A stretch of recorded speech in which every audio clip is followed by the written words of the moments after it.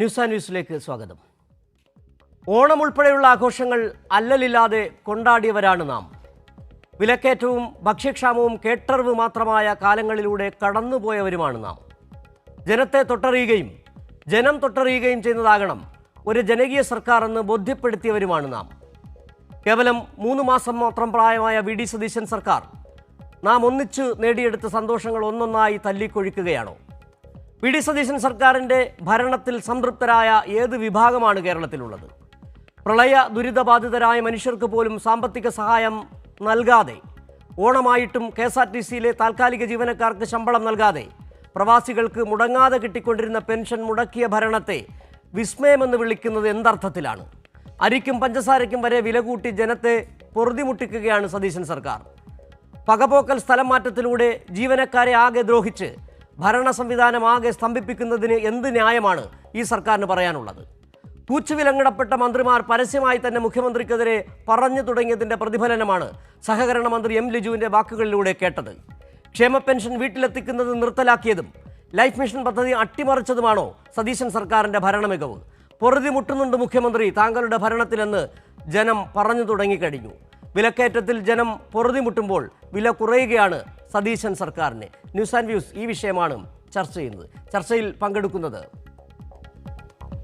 CPIM നേതാവ് advocate K Anilkumar, Congress വക്താവ് Rachin S Unnithan,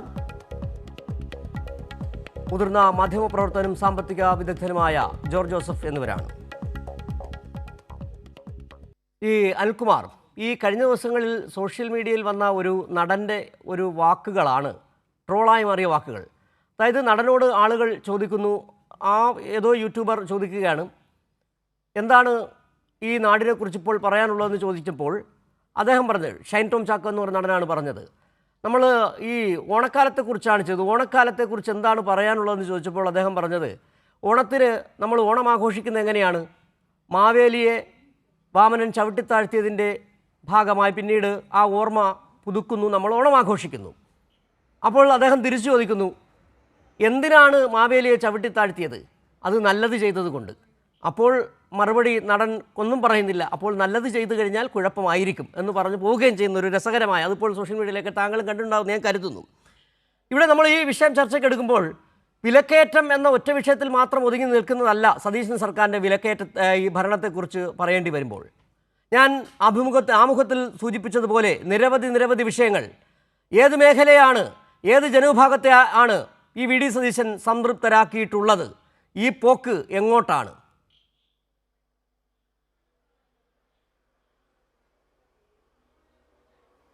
Kerala സമൂഹത്തെ വർഗപരമായി വിഭജിച്ചെടുക്കുക, അതിൻ്റെ ഭാഗമായി നമ്മുടെ സമൂഹത്തിലെ മേൽത്തട്ടിലെ ഒരു വിഭാഗം, അതോടൊപ്പം തന്നെ സാമ്പത്തികമായി അത്ര മേൽത്തട്ടിലല്ലെങ്കിൽ പോലും ഒരു മേൽത്തട്ട് ബോധമുള്ള ഇടത്തരം സമൂഹം, ഇവരുടെ ഇടയിൽ വൈരുദ്ധ്യമുണ്ടാക്കിക്കൊണ്ട് എങ്ങനെ അധികാരത്തിൽ വരാം, അധികാരം നിലനിർത്താം എന്നാണ് കേരളത്തിലെ UDF സർക്കാർ ഇപ്പോൾ പ്രവർത്തിക്കുമ്പോൾ നമ്മൾ മനസ്സിലാക്കാൻ കഴിഞ്ഞുകൊണ്ടിരിക്കുന്നത്. നിർമ്മല സീതാരാമൻ്റെ 2 വർഷം മുമ്പത്തെ ബഡ്ജറ്റ് പരിശോധിച്ചാൽ ആ ബഡ്ജറ്റിലെ ഫോക്കസ് എന്ന് പറയുന്നത് മധ്യവർഗമായിരുന്നു. ആരാണ് ഈ മധ്യവർഗം? ഇപ്പോൾ ആ മധ്യവർഗമാണ് കോക്രോച്ച് ജനതാ പാർട്ടിയായിട്ട് പൊട്ടിയൊലിച്ച് മോദിക്കെതിരായി സംഘപരിവാറിൻ്റെ തന്നെ അടിത്തറ തോണ്ടിക്കൊണ്ട് വഴിയിലേക്ക് ഇറങ്ങിയത്. ഇതേ രീതിയിൽ തന്നെ കേരളത്തിൽ ഒരു വലതുപക്ഷ മധ്യവർഗ സമൂഹമുണ്ട്. ആ വലതുപക്ഷ മധ്യവർഗ സമൂഹത്തിൻ്റെ പ്രത്യയശാസ്ത്ര അടിത്തറ ജാതി സമുദായങ്ങളുടെ അടിത്തറയിൽപ്പെട്ട ഒരു പ്രമാണി വർഗമാണ്. ആ പ്രമാണി വർഗത്തിൻ്റെ രാഷ്ട്രീയ പാർട്ടിയാണ് മുസ്ലിം ലീഗ്. ആ പ്രമാണി വർഗമാണ് കോൺഗ്രസിനെ നയിച്ചുകൊണ്ടിരിക്കുന്നത്. മറ്റ് വർഗീയ പ്രസ്ഥാനങ്ങളുടെയും സമുദായ പ്രസ്ഥാനങ്ങളുടെയൊക്കെ തലപ്പത്തിരുന്നു കൊണ്ട് അത് കൈകാര്യം ചെയ്യുന്നുണ്ട്. അപ്പോൾ ആ പ്രമാണി വർഗം എന്ന് പറയുന്നത് അവരുടെ സാമ്പത്തിക താല്പര്യം ചെറുതല്ല. കേരളത്തിലെ സ്കൂളുകൾ, ആശുപത്രികൾ ഇതൊക്കെ തന്നെ 10 വർഷം നന്നാക്കി അതേ രീതിയിൽ നന്നാക്കി പോയിരുന്നെങ്കിൽ ആ പ്രമാണി വർഗത്തെ സംബന്ധിച്ച് അവരുടെ വിദ്യാഭ്യാസ ആരോഗ്യ മേഖലയിലെ കച്ചവടം പ്രശ്നമാണ്. അപ്പോൾ സതീശൻ സർക്കാർ അധികാരത്തിൽ വന്നിരിക്കുന്നത് നാട് നന്നാക്കാനല്ല, ഈ നാട്ടിലെ പട്ടിണി മാറ്റാനല്ല, LDF സർക്കാർ മുന്നോട്ട് വെച്ച ഫോക്കസ് അതിദാരിദ്ര്യമില്ലാതാക്കി. ഇനി ദാരിദ്ര്യമുക്ത കേരളം, ഇല്ലെങ്കിൽ എല്ലാവർക്കും വീടുള്ള കേരളം. അങ്ങനൊരു വാക്ക് മുഖ്യമന്ത്രി പറഞ്ഞ് നമ്മൾ കേട്ടില്ല, നമ്മളാരും കേൾക്കില്ല. ഞങ്ങൾ സ്കൂൾ നന്നാക്കും, പൊതുവിദ്യാലയങ്ങൾ നന്നാക്കും, പൊതു ആശുപത്രികൾ നന്നാക്കും, കേട്ടില്ല. ഇപ്പോൾ സംഭവിക്കാൻ പോണ കാര്യം എന്താണ്? ഏകജാലക സംവിധാനത്തിലൂടെ അഡ്മിഷൻ കിട്ടിയ ഹയർ സെക്കൻഡറി വിദ്യാലയങ്ങളിലെ കുട്ടികൾക്ക് ഏത് സ്കൂളിലേക്കും ട്രാൻസ്ഫർ വാങ്ങിക്കാം, ഒരു തടസ്സമില്ല. ഇതിൻ്റെ ഫലമായിട്ടോ നല്ല നിലവാരമുണ്ടായിരുന്ന സർക്കാർ വിദ്യാലയങ്ങൾ ഇല്ലാതെയാവുകയും അവിടെ തസ്തികകൾ ഇല്ലാതെയാവുകയും മറുവശത്ത് പണം കൊടുത്ത് നേടാൻ കഴിയുന്ന തസ്തികകൾ എയ്ഡഡ് മാനേജ്മെൻറ്റുകളുടെ കീഴിൽ വർദ്ധിക്കുകയും ചെയ്യാൻ പോവാണ്. ഇത് വ്യക്തികൾ മാറിയതല്ല, ഇത് കൃത്യമായിട്ടും വർഗപരമായി കേരളത്തിനകത്തെ വലതുപക്ഷ വർഗത്തിൻ്റെ സാമ്പത്തിക താല്പര്യങ്ങൾ സംരക്ഷിക്കുന്നതിൽ 10 കൊല്ലം അധികാരത്തിൽ നിന്ന് പുറത്തു നിന്നവർ അധികാരം പിടിച്ചിരിക്കുകയാണ്. അതിനെ അങ്ങനെ തന്നെ നേരിട്ട് മനസ്സിലാക്കാതെ ഈ നടക്കുന്ന കാര്യങ്ങളൊക്കെ താൽക്കാലികമാണ്, ഇതിൻ്റെ ഭാഗമായിട്ട് എന്തെങ്കിലും തരത്തിൽ നമുക്കൊരു നീക്കുപോക്കിലൂടെ ഇത് പരിഹാരമുണ്ടാകുമെന്ന് ആരും തെറ്റിദ്ധരിക്കരുത്. മാത്രമല്ല, ഈ വലതുപക്ഷ കേരള സർക്കാരിന് നിറഞ്ഞ പിന്തുണയാണ് ഇപ്പോൾ കേന്ദ്രം കൊടുത്തുകൊണ്ടിരിക്കുന്നത്. അതിൻ്റെ ഏറ്റവും പ്രധാനപ്പെട്ട പ്രത്യേകത എന്താണ്? കേന്ദ്ര സർക്കാരിനോട് പരാതിയില്ല. ഇപ്പോൾ റേഷൻ കടയിൽ 10 രൂപ 90 പൈസയ്ക്ക് കിട്ടിക്കൊണ്ടിരുന്ന അരി ഒരു 25 കിലോ അരി വരെ കിട്ടുമായിരുന്നു ഓണക്കാലത്ത്. അത് ഓണത്തിന് ചിലവായില്ലെങ്കിലും ഈ ഓണക്കാലത്ത് ഉയർന്ന വിലക്കയറ്റം കുറഞ്ഞു നിൽക്കുകയും മറ്റു മാസങ്ങളിൽ തന്നെ അതിൻ്റെ പ്രയോജനം കിട്ടുകയും ചെയ്യും. ഇപ്പം എത്ര വില? 28 രൂപയായി. അപ്പോൾ 28 രൂപയ്ക്ക് റേഷൻ കടയിൽ അരി വിറ്റാൽ പൊതുവിപണിയിലെ അരിവില എത്രയായി? അതിനെന്താ കേന്ദ്രം ന്യായം പറയുന്നത്? നിങ്ങൾക്ക് 6000 ടണ്ണ് ഗോതമ്പ് തന്നിട്ടുണ്ട്.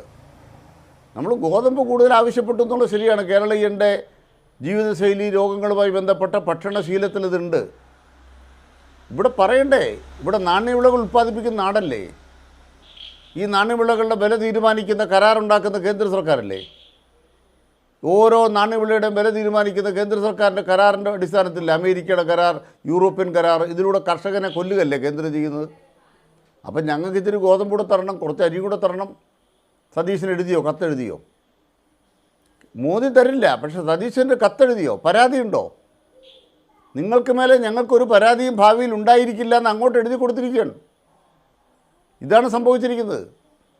ഇതിൻ്റെ ഭാഗമായിട്ട് എന്തെല്ലാം കാര്യങ്ങൾ വന്നിരിക്കുന്നു. ലൈഫ് ഭവന പദ്ധതി ഇല്ലാതായി. ലൈഫ് പദ്ധതി ഇല്ലാതായെന്ന് മാത്രമല്ല, മുമ്പ് പിണറായി സർക്കാരിൻ്റെ കാലത്ത് 4 ലക്ഷം രൂപ അക്കൗണ്ടിൽ കൊടുത്തിരുന്നു.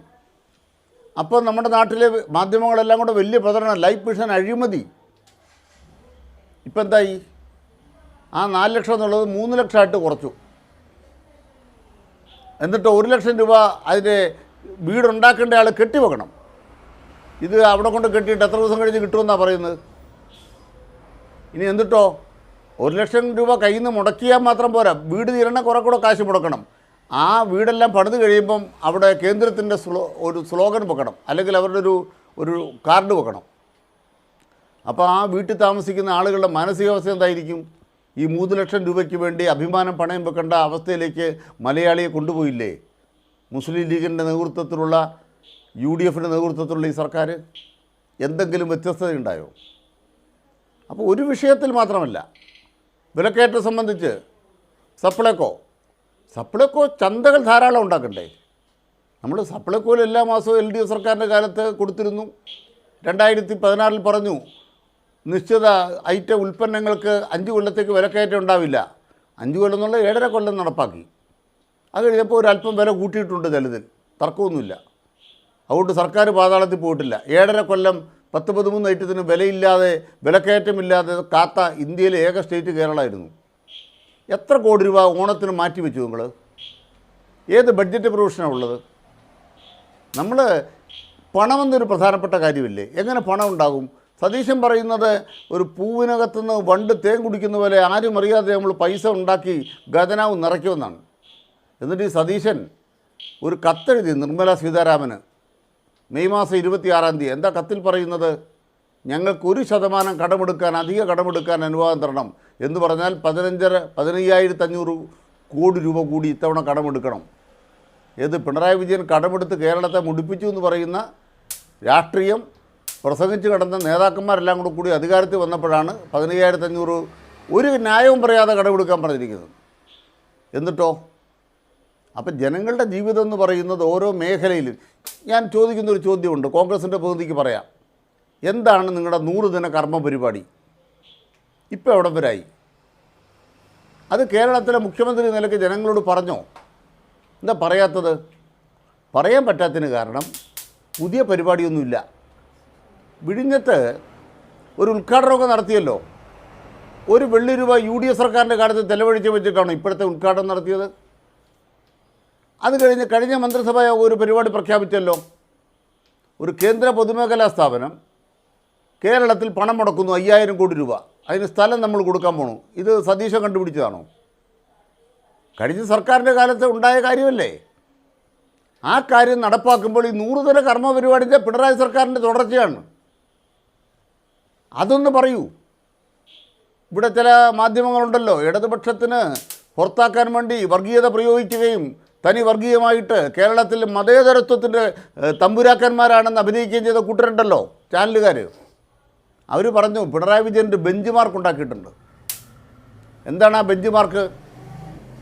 പിണറായി വിജയൻ വെള്ളപ്പൊക്കം വന്നപ്പോൾ ഭക്ഷണം കഴിച്ചോ ഇല്ലയോ എന്നുള്ളതല്ല തർക്കം. തനിക്കുണ്ടായ വ്യക്തിപരമായ രോഗാതുരത മാറ്റിവെച്ച് ആ മനുഷ്യൻ ഉറക്കളച്ചിരുന്ന് എങ്ങനെയാണ് ആ കാലഘട്ടത്തിൽ കേരളത്തെ കാക്കാൻ ഒരു യന്ത്രത്തെ രംഗത്തിറക്കിയത്. നമ്മൾ ഒരുമിച്ച് ഇറങ്ങുകയല്ലേ എന്ന് പറഞ്ഞിട്ട് അമ്മായിയപ്പനെ കാണാൻ പോയാൽ, ഇല്ലെങ്കിൽ മുതലാളിമാരെ കാണാൻ പോയാൽ, ഹെലികോപ്റ്റർ പിടിച്ച് വേറെ വഴിക്ക് പോയാൽ നാട്ടുകാർ കൂടെ വരുമോ? നമ്മൾ ഒരുമിച്ച് ഇറങ്ങുകയല്ലെന്ന് പറയാൻ മുഖ്യമന്ത്രിയുടെ കൂടെ ലക്ഷക്കണക്കിന് മനുഷ്യരിറങ്ങും. സതീശൻ്റെ കൂടെ സതീശൻ്റെ പാർട്ടി ഇറങ്ങുമോ? സതീശൻ്റെ കൂടെ KC വേണുഗോപാൽ ഇറങ്ങുമോ? രാഹുൽ ഗാന്ധി ഇറങ്ങുമോ? അപ്പോൾ കേരളത്തിലെ ഗവൺമെൻറ് എന്ന് പറയുന്നത് തകർന്ന് തരിപ്പണമായൊരു സാധനമായിരിക്കുന്നു. ഒരു പറക്കും തളികയാണ്. ആ പറക്കും തളികയിൽ വേഷം കെട്ടി കുറേ പേര് നടപ്പുണ്ട്. സതീശനും പിന്നെ കുറേ ആളുകളും. ആകെ ഉണ്ടായിരുന്നൊരു തുഫാനാണ്. അത് ഒരു പരിധി വരെ തീർപ്പാക്കിയിട്ടുണ്ട്. സതീശൻ്റെ ഈ രാസലഹരി സംഘം അവർ പിടിക്കപ്പെട്ടതോടുകൂടി എന്തെല്ലാമാണ് നടന്നുകൊണ്ടിരിക്കുന്നത്. അപ്പോൾ യഥാർത്ഥത്തിൽ കേരളം എന്ന് പറയുന്നത് തകർന്ന് തരിപ്പണമാകുന്ന തരത്തിലേക്ക് കാര്യങ്ങളെ കൊണ്ടുപോകുന്നു. കേരളത്തിന് തിരിച്ചടിയാണ് ഈ തെരഞ്ഞെടുപ്പ് ഫലം ഉണ്ടാക്കിയിരിക്കുന്നത്. കേരളത്തിന് തിരിച്ചടി. ഇടതുപക്ഷത്തിനൊന്നും പ്രശ്നമില്ല, കമ്മ്യൂണിസ്റ്റ് പാർട്ടിക്ക് ഒട്ടും പ്രശ്നമില്ല. അതിന് കാരണം കമ്മ്യൂണിസ്റ്റ് പാർട്ടിയെ സംബന്ധിച്ച് ഏതെങ്കിലും സംസ്ഥാനത്ത് അല്ലെങ്കിൽ ഏതെങ്കിലും ഒരു പ്രദേശത്തെ അധികാരമല്ലല്ലോ കമ്മ്യൂണിസ്റ്റ് പാർട്ടിയുടെ ബേസ്. അതുകൊണ്ട് കമ്മ്യൂണിസ്റ്റ് പാർട്ടി അതിൻ്റെ സമര പരിപാടികളിലൂടെ മുമ്പുള്ളതിനേക്കാൾ ശക്തിപ്പെട്ട് മുന്നോട്ട് വരാം. കാലത്ത് ചെയ്യാൻ തല ഉയർത്തിപ്പിടിച്ചാണ് നാട്ടിൽ നിൽക്കുന്നത് 10 കൊല്ലക്കാലത്തെ പ്രവർത്തന നേട്ടങ്ങൾ. യെസ് അത് തന്നെയാണ് ശ്രീ അനിൽകുമാർ. ഏതായാലും ഒരു ഒട്ടനവധി കാര്യങ്ങൾ പറയേണ്ടി വരുന്നുണ്ട്. എന്താണ് സതീശൻ സർക്കാർ എന്നുള്ള ചോദ്യത്തിന് ഒരുപാട് കാര്യങ്ങൾ പറഞ്ഞുകൊണ്ട് മാത്രമേ ആ സർക്കാരിനെ വിലയിരുത്താൻ കഴിയൂ. അതുതന്നെയാണ് താങ്കൾ വിഴിഞ്ഞ പദ്ധതി, ഈ വിഴിഞ്ഞ പദ്ധതിയുമായി ബന്ധപ്പെട്ട് നമുക്കറിയാം കഴിഞ്ഞ ദിവസം പി രാജീവ് പറഞ്ഞ ഒരു കാര്യം, പി രാജീവും VD സതീശൻ വാർത്താസമ്മേളനത്തിൽ പറഞ്ഞതും എടുത്ത് 2 ഭാഗങ്ങൾ, രണ്ടുപേരുടെയും പ്രതികരണങ്ങൾ എടുത്തപ്പോൾ സോഷ്യൽ മീഡിയകളിലാകെ ചർച്ച ചെയ്യുന്നുണ്ട്. അതായത് വളരെ മുൻകൂട്ടി തന്നെ പി രാജീവ് പറഞ്ഞിട്ടുണ്ട്, ഇനിയിപ്പോൾ അടുത്ത വാർത്താ സമ്മേളനം നടത്തുമ്പോൾ മുഖ്യമന്ത്രി വിഴിഞ്ഞം പദ്ധതിയിൽ ഹുണ്ടായിയുമായി ബന്ധപ്പെട്ട് ആ സർക്കാരിൻ്റെ കാലത്ത്, കഴിഞ്ഞ LDF സർക്കാരിൻ്റെ കാലത്ത് കൊണ്ടുവന്ന ഹുണ്ടായുടെ പദ്ധതി ഞങ്ങളുടേതാണെന്ന് പറയും. കൃത്യമായി തന്നെ VD സതീശൻ കഴിഞ്ഞ 2 ദിവസം നടന്ന വാർത്താ സമ്മേളനത്തിൽ പറയുകയും ചെയ്തു. ഏതായാലും ഈ ചർച്ചയുടെ തുടക്കത്തിൽ കോൺഗ്രസ് പ്രതിനിധി രജിനസ് ഉണ്ണിത്താൻ ഉണ്ടായിരുന്നില്ല. Advocate K. അനിൽകുമാർ ചില ചോദ്യങ്ങൾ രജിനോട് ചോദിച്ചിരുന്നു. അത് ഞാൻ രജിനായി വിശദീകരിക്കും. അദ്ദേഹം ചോദിച്ച പ്രധാനപ്പെട്ട കാര്യങ്ങൾ, രജിൻ, VD സതീശൻ പറഞ്ഞ 100 ദിന കർമ്മ പരിപാടിയിൽ എന്തൊക്കെയാണ് നടന്നത്, ഏതൊക്കെ പദ്ധതി നടപ്പിലാക്കി? പിന്നെ രണ്ടാമത്തെ ഏറ്റവും പ്രധാനപ്പെട്ട ഒരു കാര്യം, ഈ കഴിഞ്ഞ സർക്കാരിൻ്റെ കാലത്ത് വളരെ കൃത്യമായി 10 രൂപ 29 പൈസയ്ക്ക് റേഷൻ കട വഴി 25 കിലോ വീതം ആ അരി കൊടുത്തിരുന്നു. ഇപ്പോൾ 26 രൂപയ്ക്കാണ് ആ അരി വിൽക്കുന്നത്. ഒരു സർക്കാരിൻ്റെ പിടിപ്പുകേടും തന്നെ പറയേണ്ടി വരുന്നത്. ഏറ്റവും രസകരമായൊരു വസ്തുത, കഴിഞ്ഞ എല്ലാ കാലങ്ങളിലും ഓണക്കാലമാകുമ്പോൾ പത്രങ്ങളിലൂടെ നമ്മൾ വാർത്തകളോട് വായിച്ചറിയുന്നൊരു കാര്യമുണ്ട്. അതായത് സർക്കാരിനോട് ഓണക്കാലത്തേക്ക് ഇത്ര കിൻഡൽ അരി ഞങ്ങൾ ആവശ്യപ്പെട്ടു, ഇത്ര കിൻഡൽ അരി തരും. അങ്ങനെ ഒരു സംഭവം ഉണ്ടായിട്ടില്ല. എങ്ങനെയാണ് 26 രൂപ കൊടുത്ത് റേഷൻ കടയിൽ നിന്ന് വാങ്ങുമ്പോൾ പൊതുവിപണിയിൽ എത്രത്തോളം വില ഉയർന്നിട്ടുണ്ടെന്ന് രജിനടക്കം മനസ്സിലാവുകയും ചെയ്യും. എന്താണ് രജിൻ, എവിടെയാണ് ഈ 100 ദിന കർമ്മ പരിപാടി? നോക്കൂ സിജു, ഇതിനകത്ത് 100 ദിന കർമ്മ പദ്ധതി എന്ന് പറയുന്നത് സർക്കാരുമായി ബന്ധപ്പെട്ട് എല്ലാ കാര്യങ്ങളും ചെയ്ത് മുന്നേറുക എന്നുള്ളതാണ്. ഇപ്പോൾ നമുക്കറിയാമല്ലോ KSRTC ബസ്, ഞാനിപ്പോൾ കടന്നു വരുന്ന വഴികളിലെല്ലാം KSRTC ബസ്സുകൾ സ്ത്രീജനങ്ങൾ യാത്ര ചെയ്തുകൊണ്ടിരിക്കും. പ്രിയദർശിനി എന്ന് പറയുന്ന പദ്ധതിയുമായി ബന്ധപ്പെട്ട് ആളുകൾ യാത്ര ചെയ്തുകൊണ്ടിരിക്കുകയാണ്. അതുപോലെ തന്നെ ഓപ്പറേഷൻ തുഫാനുമായി ബന്ധപ്പെട്ട് കേരളത്തിൽ എങ്ങാളുമുള്ള ലഹരിവേട്ടയുമായി ബന്ധപ്പെട്ട് ആഭ്യന്തര വകുപ്പുമായി ബന്ധപ്പെട്ടുള്ള കാര്യങ്ങൾ നടന്നുകൊണ്ടിരിക്കുന്നു. അതുപോലെ കിടപ്പ് രോഗികളുമായി ബന്ധപ്പെട്ട്, ഓട്ടിസം ബാധിച്ച ക്യാൻസർ രോഗികളൊക്കെയായി ബന്ധപ്പെട്ട് അവരുമായി ബന്ധപ്പെട്ടുള്ള അവർക്ക് 600 രൂപയിൽ നിന്നും 1000 രൂപ വർദ്ധിപ്പിച്ചിരിക്കുന്നു. ലോട്ടറി ജീവനക്കാരിൽ നിന്നും ലോട്ടറി ജീവനക്കാർക്കായിട്ട് 1000 രൂപ വീതം വർദ്ധിപ്പിച്ചിരിക്കുകയാണ്. സർക്കാർ കോളേജുകളെ അടിസ്ഥാന വികസനം 45 കോടി അനുവദിച്ചിരിക്കുകയാണ്. ലൈഫ് മിഷൻ പദ്ധതി, ഭവന പദ്ധതിയുമായി ബന്ധപ്പെട്ട് 544 കോടി രൂപ അനുവദിച്ച് മുന്നോട്ട് പോയിക്കൊണ്ടിരിക്കുകയാണ്. അതുപോലെ തന്നെ അങ്ങനെയുള്ള ആശാ വർക്കർമാരുടെ 3000 രൂപയൊക്കെ വർദ്ധിപ്പിച്ച കാര്യങ്ങളെല്ലാം നമുക്കറിയാമല്ലോ. റേഷൻ കടയിലും സപ്ലൈകോയിലും ഒക്കെ സജീവമാണല്ലോ. ഈ ഓണം വിപണിയുമായി ബന്ധപ്പെട്ട് താങ്കൾ പറഞ്ഞതുപോലെ സപ്ലൈകോയുടെ അവസ്ഥ കഴിഞ്ഞ പ്രാവശ്യം എന്തായിരുന്നു? പല ചാനലുകളും റിപ്പോർട്ട് ചെയ്താണല്ലോ. ഇപ്പോൾ സപ്ലൈകോ എന്ന് പറയുന്നത് സൂപ്പർ മാർക്കറ്റുകളേക്കാൾ, കേരളത്തിലെ മറ്റ് സൂപ്പർ മാർക്കറ്റുകളേക്കാൾ കൂടുതൽ സജീവമായി സപ്ലൈകോയിൽ നിൽക്കുകയാണ്. ജനങ്ങളെല്ലാം അങ്ങോട്ട് എത്തുകയാണ്. അവിടുത്തെ വില, കഴിഞ്ഞ പ്രാവശ്യത്തെ വിലയെ ഞാൻ വേണമെങ്കിൽ താരതമ്യം ചെയ്ത് പറയാം. അരിയുമായി ബന്ധപ്പെട്ടൊക്കെ പറയുന്നുണ്ടല്ലോ. കഴിഞ്ഞ പ്രാവശ്യം 33 രൂപയ്ക്കാണ് സപ്ലൈകോയിൽ അരി ലഭിച്ചുകൊണ്ടിരിക്കുന്നത്. ഈ പ്രാവശ്യം ആ അരികളെല്ലാം തന്നെ 33 രൂപയ്ക്കും. ഈ പറയുന്ന പയറിൻ്റെ വില കഴിഞ്ഞ പ്രാവശ്യത്തെക്കാട്ടിലും 5 രൂപ കുറഞ്ഞു. 90 രൂപയായിരുന്നത് ഇപ്പോൾ 85 രൂപയ്ക്ക് കിട്ടിക്കൊണ്ടിരിക്കുന്നു.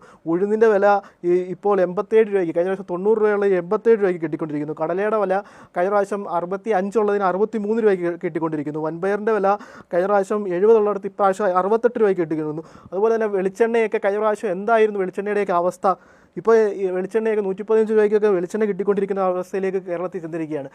സമ്പൂർണ്ണമായി ജനങ്ങൾ ഓണത്തെ വരവേൽക്കുമ്പോൾ ഓണവുമായി ബന്ധപ്പെട്ട് നിൽക്കുന്ന സപ്ലൈകോയിലൊക്കെ കഴിഞ്ഞ തവണത്തെ ഗവൺമെൻറ് പറഞ്ഞു പറ്റിച്ചതുപോലെയല്ല. ഈ ഗവൺമെൻറ് സപ്ലൈകോയുമായി ബന്ധപ്പെട്ടുള്ള കാര്യങ്ങളെല്ലാം സജീവമായി തന്നെ മുന്നോട്ട് കൊണ്ടുപോകുന്നതുമായി ബന്ധപ്പെട്ട് എല്ലാവരും സപ്ലൈകോയിലേക്ക് എത്തുന്ന സിറ്റുവേഷനിലേക്ക് വന്നുകൊണ്ടിരിക്കുകയാണ്. അതുപോലെ തന്നെ KSRTC ജീവനക്കാരുടെ അവസ്ഥ എന്തായിരുന്നു കഴിഞ്ഞ പ്രാവശ്യവുമായി ബന്ധപ്പെട്ട്? അതുമായി ബന്ധപ്പെട്ട് നമ്മളൊന്ന് പരിശോധിച്ച് നോക്കിയാൽ മതി. അവരുമായി ബന്ധപ്പെട്ട് അവരുടെ പെൻഷൻകാർക്ക് 1250 രൂപ ഈ പറയുന്ന ഉത്സവ ബത്ത എന്നുള്ള രീതിയിൽ കൊടുത്തുകൊണ്ടിരിക്കുകയാണ്. നെൽകൃഷിക്കാരുമായി ബന്ധപ്പെട്ടുള്ള കാര്യങ്ങൾ ചെയ്തുകൊണ്ട് 150 കോടി അനുവദിച്ച് അവരുമായി ബന്ധപ്പെട്ടുള്ള കാര്യങ്ങൾ ചെയ്തുകൊണ്ട് മുന്നോട്ട് പോയിക്കൊണ്ടിരിക്കുകയാണ്. അങ്ങനെ പിന്നോക്ക വിഭാഗം വിദ്യാർത്ഥികളുടെ സ്കോളർഷിപ്പുമായി ബന്ധപ്പെട്ടുള്ള 310 കോടി രൂപ അനുവദിച്ച് മുന്നോട്ട് പോയിക്കൊണ്ടിരിക്കുകയാണ്. അതുപോലെ അംഗനവാടി ജീവനക്കാരുമായി ബന്ധപ്പെട്ട് 1000 രൂപ വീതം വർദ്ധിപ്പിച്ച് മുന്നോട്ട് പോയിക്കൊണ്ടിരിക്കുന്നു. അതുപോലെ തന്നെ ഈ പറയുന്ന തൊഴിലുറപ്പ് തൊഴിലാളികളുമായി ബന്ധപ്പെട്ട് അവർക്കും ഉത്സവബദ്ധ എന്ന രീതി 1200 രൂപ കിട്ടിക്കൊണ്ടിരിക്കുന്ന സാഹചര്യത്തിലേക്ക് വന്നിരിക്കുകയാണ്. അങ്ങനെ എല്ലാ കാര്യങ്ങളും, ഈ പറയുന്ന കാര്യങ്ങളിലെല്ലാം സാധാരണക്കാരെ ചേർത്ത് നിർത്തിക്കൊണ്ട് ഒരു ഓണത്തിന് എങ്ങനെയൊക്കെ നമുക്ക് ചെയ്യാൻ പറ്റുന്ന കാര്യങ്ങളൊക്കെ എല്ലാം സർക്കാരുമായി ബന്ധപ്പെട്ട് മുന്നോട്ട് പോകും. രജനി, തുടക്കത്തിൽ ഈ ചോദിച്ചല്ലോ രജിൻ, ഈ 100 ദിന കർമ്മ പദ്ധതി എന്തെന്നുള്ള ചോദ്യം ചോദിച്ചപ്പോൾ എനിക്ക് അറിയാമായിരുന്നു രജിൻ പറഞ്ഞു തുടങ്ങാൻ പോകുന്നത് പ്രിയദർശിനി ബസ് പദ്ധതിയുമായി തന്നെയായിരിക്കും. അത് കറങ്ങി തൂഫാനിൽ എത്തിച്ചേരുമെന്ന് എനിക്കറിയാമായിരുന്നു. ഈ KSRTCയിലെ താൽക്കാലിക ജീവനക്കാർക്ക് ശമ്പളം കിട്ടിയിട്ടില്ല എന്നുള്ള കാര്യം രജിൻ അറിയാമെന്ന് നമുക്ക് മനസ്സിലാകുന്നുണ്ട്. അത് പറയാതെ പോയതാണ്. അരിയുടെ വിലയെ സംബന്ധിച്ച് പരാമർശിച്ചിട്ടില്ല. നമ്മൾ റേഷൻ കടകളിൽ ഇത്തവണ എങ്ങനെയാണ് ഈ 26 രൂപയ്ക്ക് അരി വാങ്ങേണ്ടി വരുന്ന സാഹചര്യം എങ്ങനെ ഉണ്ടായെന്ന് അറിയാമോ രജിനെ? അതായത് സംസ്ഥാന സർക്കാർ ആവശ്യപ്പെടുന്നില്ല, ഈ ഓണക്കാലത്ത്, ഉത്സവകാലത്ത് കൃത്യമായി ഇത്ര കിൻഡൽ അരി ഞങ്ങൾക്ക് തരണമെന്നൊരു ആവശ്യപ്പെടുന്നൊരു പതിവ് പരിപാടിയുണ്ട്. ആവശ്യപ്പെട്ടിട്ടില്ല. ഫലമെന്താണ്? 26 രൂപ കൊടുത്ത് ഓപ്പൺ മാർക്കറ്റ് സെയിൽസ് സ്കീം എന്ന് പറഞ്ഞ കേന്ദ്ര സർക്കാരിൻ്റെ ഒരു പരിപാടിയുണ്ട്. അതിനനുസരിച്ച് ആ വില കൊടുത്ത് അരി വാങ്ങണം. 26 രൂപയ്ക്ക് റേഷൻ കടയിൽ അരി കൊടുക്കുകയാണെങ്കിൽ പൊതുവിപണിയിൽ എത്രയാണ്? സുരേഖ അരിയുടെ വില എത്രയാണ്? ആ തരത്തിൽ കാര്യങ്ങൾ വിലയിരുത്തിയിട്ടുണ്ടോ രജിൻ? അതോടൊപ്പം തന്നെ നേരത്തെ രജിൻ പറഞ്ഞല്ലോ, ക്ഷേമ പെൻഷനുമായി ബന്ധപ്പെട്ടും ലൈഫ് മിഷനുമായി ബന്ധപ്പെട്ട് ക്ഷേമ പെൻഷൻ എന്തായാലും ഈ മാസം നേരിട്ട് അവരുടെ കൈകളിൽ എത്തിച്ചു. ഇനി എന്താണ് നടക്കാൻ പോകുന്നതെന്ന് നേരത്തെ തന്നെ വി ഡി സതീശൻ വ്യക്തമാക്കുകയും ചെയ്തു. ക്ഷേമ പെൻഷനുമായി ബന്ധപ്പെട്ട് ലിജു എന്ന് പറഞ്ഞൊരു വാക്കുകൾ കൂടി ഞാനിപ്പോൾ രജിനെ ഒന്ന് കേൾപ്പിക്കാം. എന്നിട്ട് നമുക്ക് ആ ചർച്ചകളിലൂടെ കടന്നു വരാം. ഇന്ന് ലിജു പറഞ്ഞ വാക്കുകൾ ഒന്ന് കേൾക്കാം. സഹകരണ മേഖലയെ സംബന്ധിച്ച് സാമൂഹ്യ സുരക്ഷാ പെൻഷൻ ഒഴിവാക്കുന്നതിനെതിരായിട്ട് സഹകരണ സംഘങ്ങൾക്ക് നിലപാടുകളുണ്ട്. അതൊരു ധനകാര്യ വകുപ്പിൻ്റെ തീരുമാനമായിരുന്നു, ഒരു ഫിനാൻഷ്യൽ ഡിസിഷനായിരുന്നു അത്. കാരണം വിതരണം അവരുടെ ധനകാര്യ വകുപ്പാണല്ലോ അതിൽ പ്രധാന പങ്ക് വഹിക്കുന്നത്. സഹകരണ മേഖലയെ സംബന്ധിച്ച് ഇപ്പോൾ ഒരു സംഘത്തിന് വിതരണം നടത്തുമ്പോൾ ഒരു വീട്ടിൽ കൊടുക്കുമ്പോൾ 25 രൂപ സംഘങ്ങൾക്ക് ലഭിക്കും, 5 രൂപ ഒരു വിതരണക്കാരന് ലഭിക്കും. പിന്നെ സഹകരണ കൺസോർഷ്യം വഴി ഏകദേശം 40,000-ഓളം കോടി രൂപ അടുത്ത് സംഘങ്ങൾ സഹകരണ കൺസോർഷ്യം വഴി സഹകരണ പെൻഷനായി കൊടുത്തിട്ടുണ്ട്. സഹകരണ മേഖലയിൽ വലിയ പങ്കാളിത്തം ഉണ്ടായിരുന്നു ഈ ഒരു സാമൂഹ്യ സുരക്ഷാ പദ്ധതിയിൽ. അതോടൊപ്പം തന്നെ സഹകരണത്തിലെ മേഖലയിൽ നിൽക്കുന്ന സംഘങ്ങൾക്കും ജീവനക്കാർക്കും ഇത് പ്രയോജനം ഉണ്ടാക്കിയിട്ടുണ്ട്. സഹകരണ വകുപ്പ് ആ കാര്യത്തിൽ ഉള്ള ചില ആശങ്കകൾ പറഞ്ഞിട്ടുമുണ്ട്. രജിൻ, ലിജു എന്ന് പറയുന്ന സഹകരണ മന്ത്രിക്ക് തന്നെ പറയേണ്ടി വരിക, ധനവകുപ്പ് എടുത്ത വി ഡി സതീശൻ എടുത്ത നിലപാട് പ്രശ്നമാണ്. സഹകരണ മേഖല എന്ന് പറയുന്ന സഹകരണ മേഖല ഒരേ സമയം കരുതലിൻ്റെ സുരക്ഷാ പെൻഷനുമായി ബന്ധപ്പെട്ട വലിയൊരു ഏർപ്പാട്, വലിയൊരു പദ്ധതി, അത് സഹകരണ മേഖലയ്ക്ക് സഹകരണ ജീവനക്കാർക്കടക്കം ഗുണം ചെയ്യുന്നതായിരുന്നു. അത് ഒരു മന്ത്രിക്ക് വന്ന് തുറന്നു പറയേണ്ടി വരിക, ലൈഫ് മിഷനുമായി ബന്ധപ്പെട്ട് 1 ലക്ഷം രൂപ കയ്യിൽ നിന്ന് കൊടുക്കേണ്ടി വരിക, ആ പദ്ധതി തന്നെ അട്ടിമറിച്ചു. എന്നിട്ടാണ് വലിയ പദ്ധതികൾ നടപ്പിലാക്കുന്നതെന്ന് വി ഡി സതീശൻ ഓരോ ദിവസം പറഞ്ഞുകൊണ്ടിരിക്കുന്നത്. രജിൻ,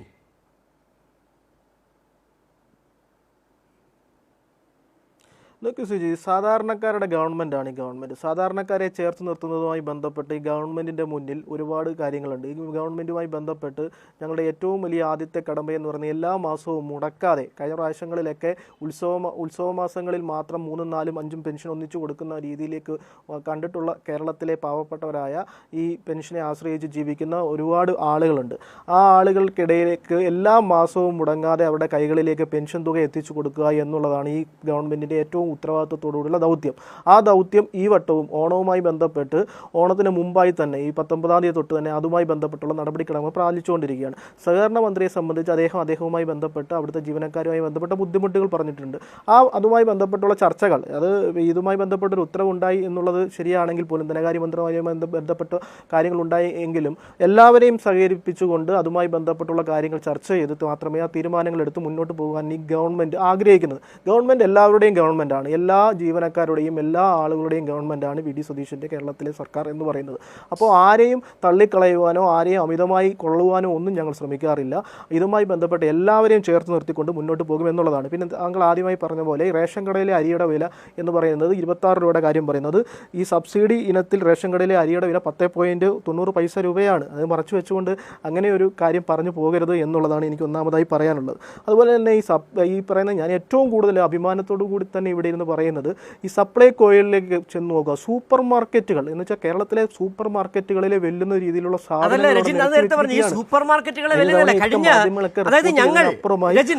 ഞങ്ങൾ കേരളീയർ ഓണക്കാലങ്ങളിൽ കണ്ടത് നാടൊട്ടുക്ക് സപ്ലൈകോയുടെ ചന്തകൾ, കൺസ്യൂമർ ഫെഡിൻ്റെ ചന്തകൾ, സഹകരണ മേഖലയുടെ ചന്ത, അതായത് 10,000-കണക്കിന് ചന്തകൾ കണ്ട ഒരു നാടാണിത്.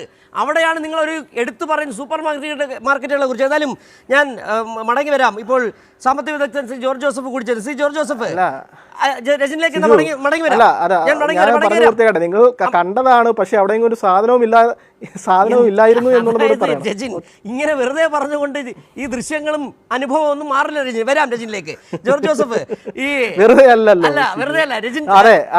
രജിൻ പറഞ്ഞുകൊണ്ടിരിക്കുകയാണ്, ഈ മേഖല എല്ലാ തരത്തിലും സംതൃപ്തരായ ഒരു കേരളം, ആ ജനങ്ങൾക്ക് ചേർത്ത് പിടിക്കുകയാണെന്നാണ് പറഞ്ഞ്. വിലക്കയറ്റത്തെക്കുറിച്ച് നമുക്കറിയാം, ഇപ്പോൾ ഒരുപക്ഷെ പറഞ്ഞു വരുമ്പോൾ പഞ്ചസാരയുടെ വില ഇന്നത്തെ 63 രൂപയെന്ന് തോന്നുന്നു.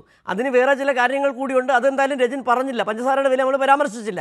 അരിയുടെ വില കൂടിയതിൻ്റെ കാരണത്തെക്കുറിച്ചും അവർ വേറെ ചില ന്യായങ്ങൾ നിരത്തും. പക്ഷെ എന്നാൽ പോലും എങ്ങനെയാണ് ഒരു സർക്കാർ വിലക്കയറ്റത്തെ പിടിച്ചു നിർത്താൻ ശ്രമങ്ങൾ നടത്തേണ്ടത്?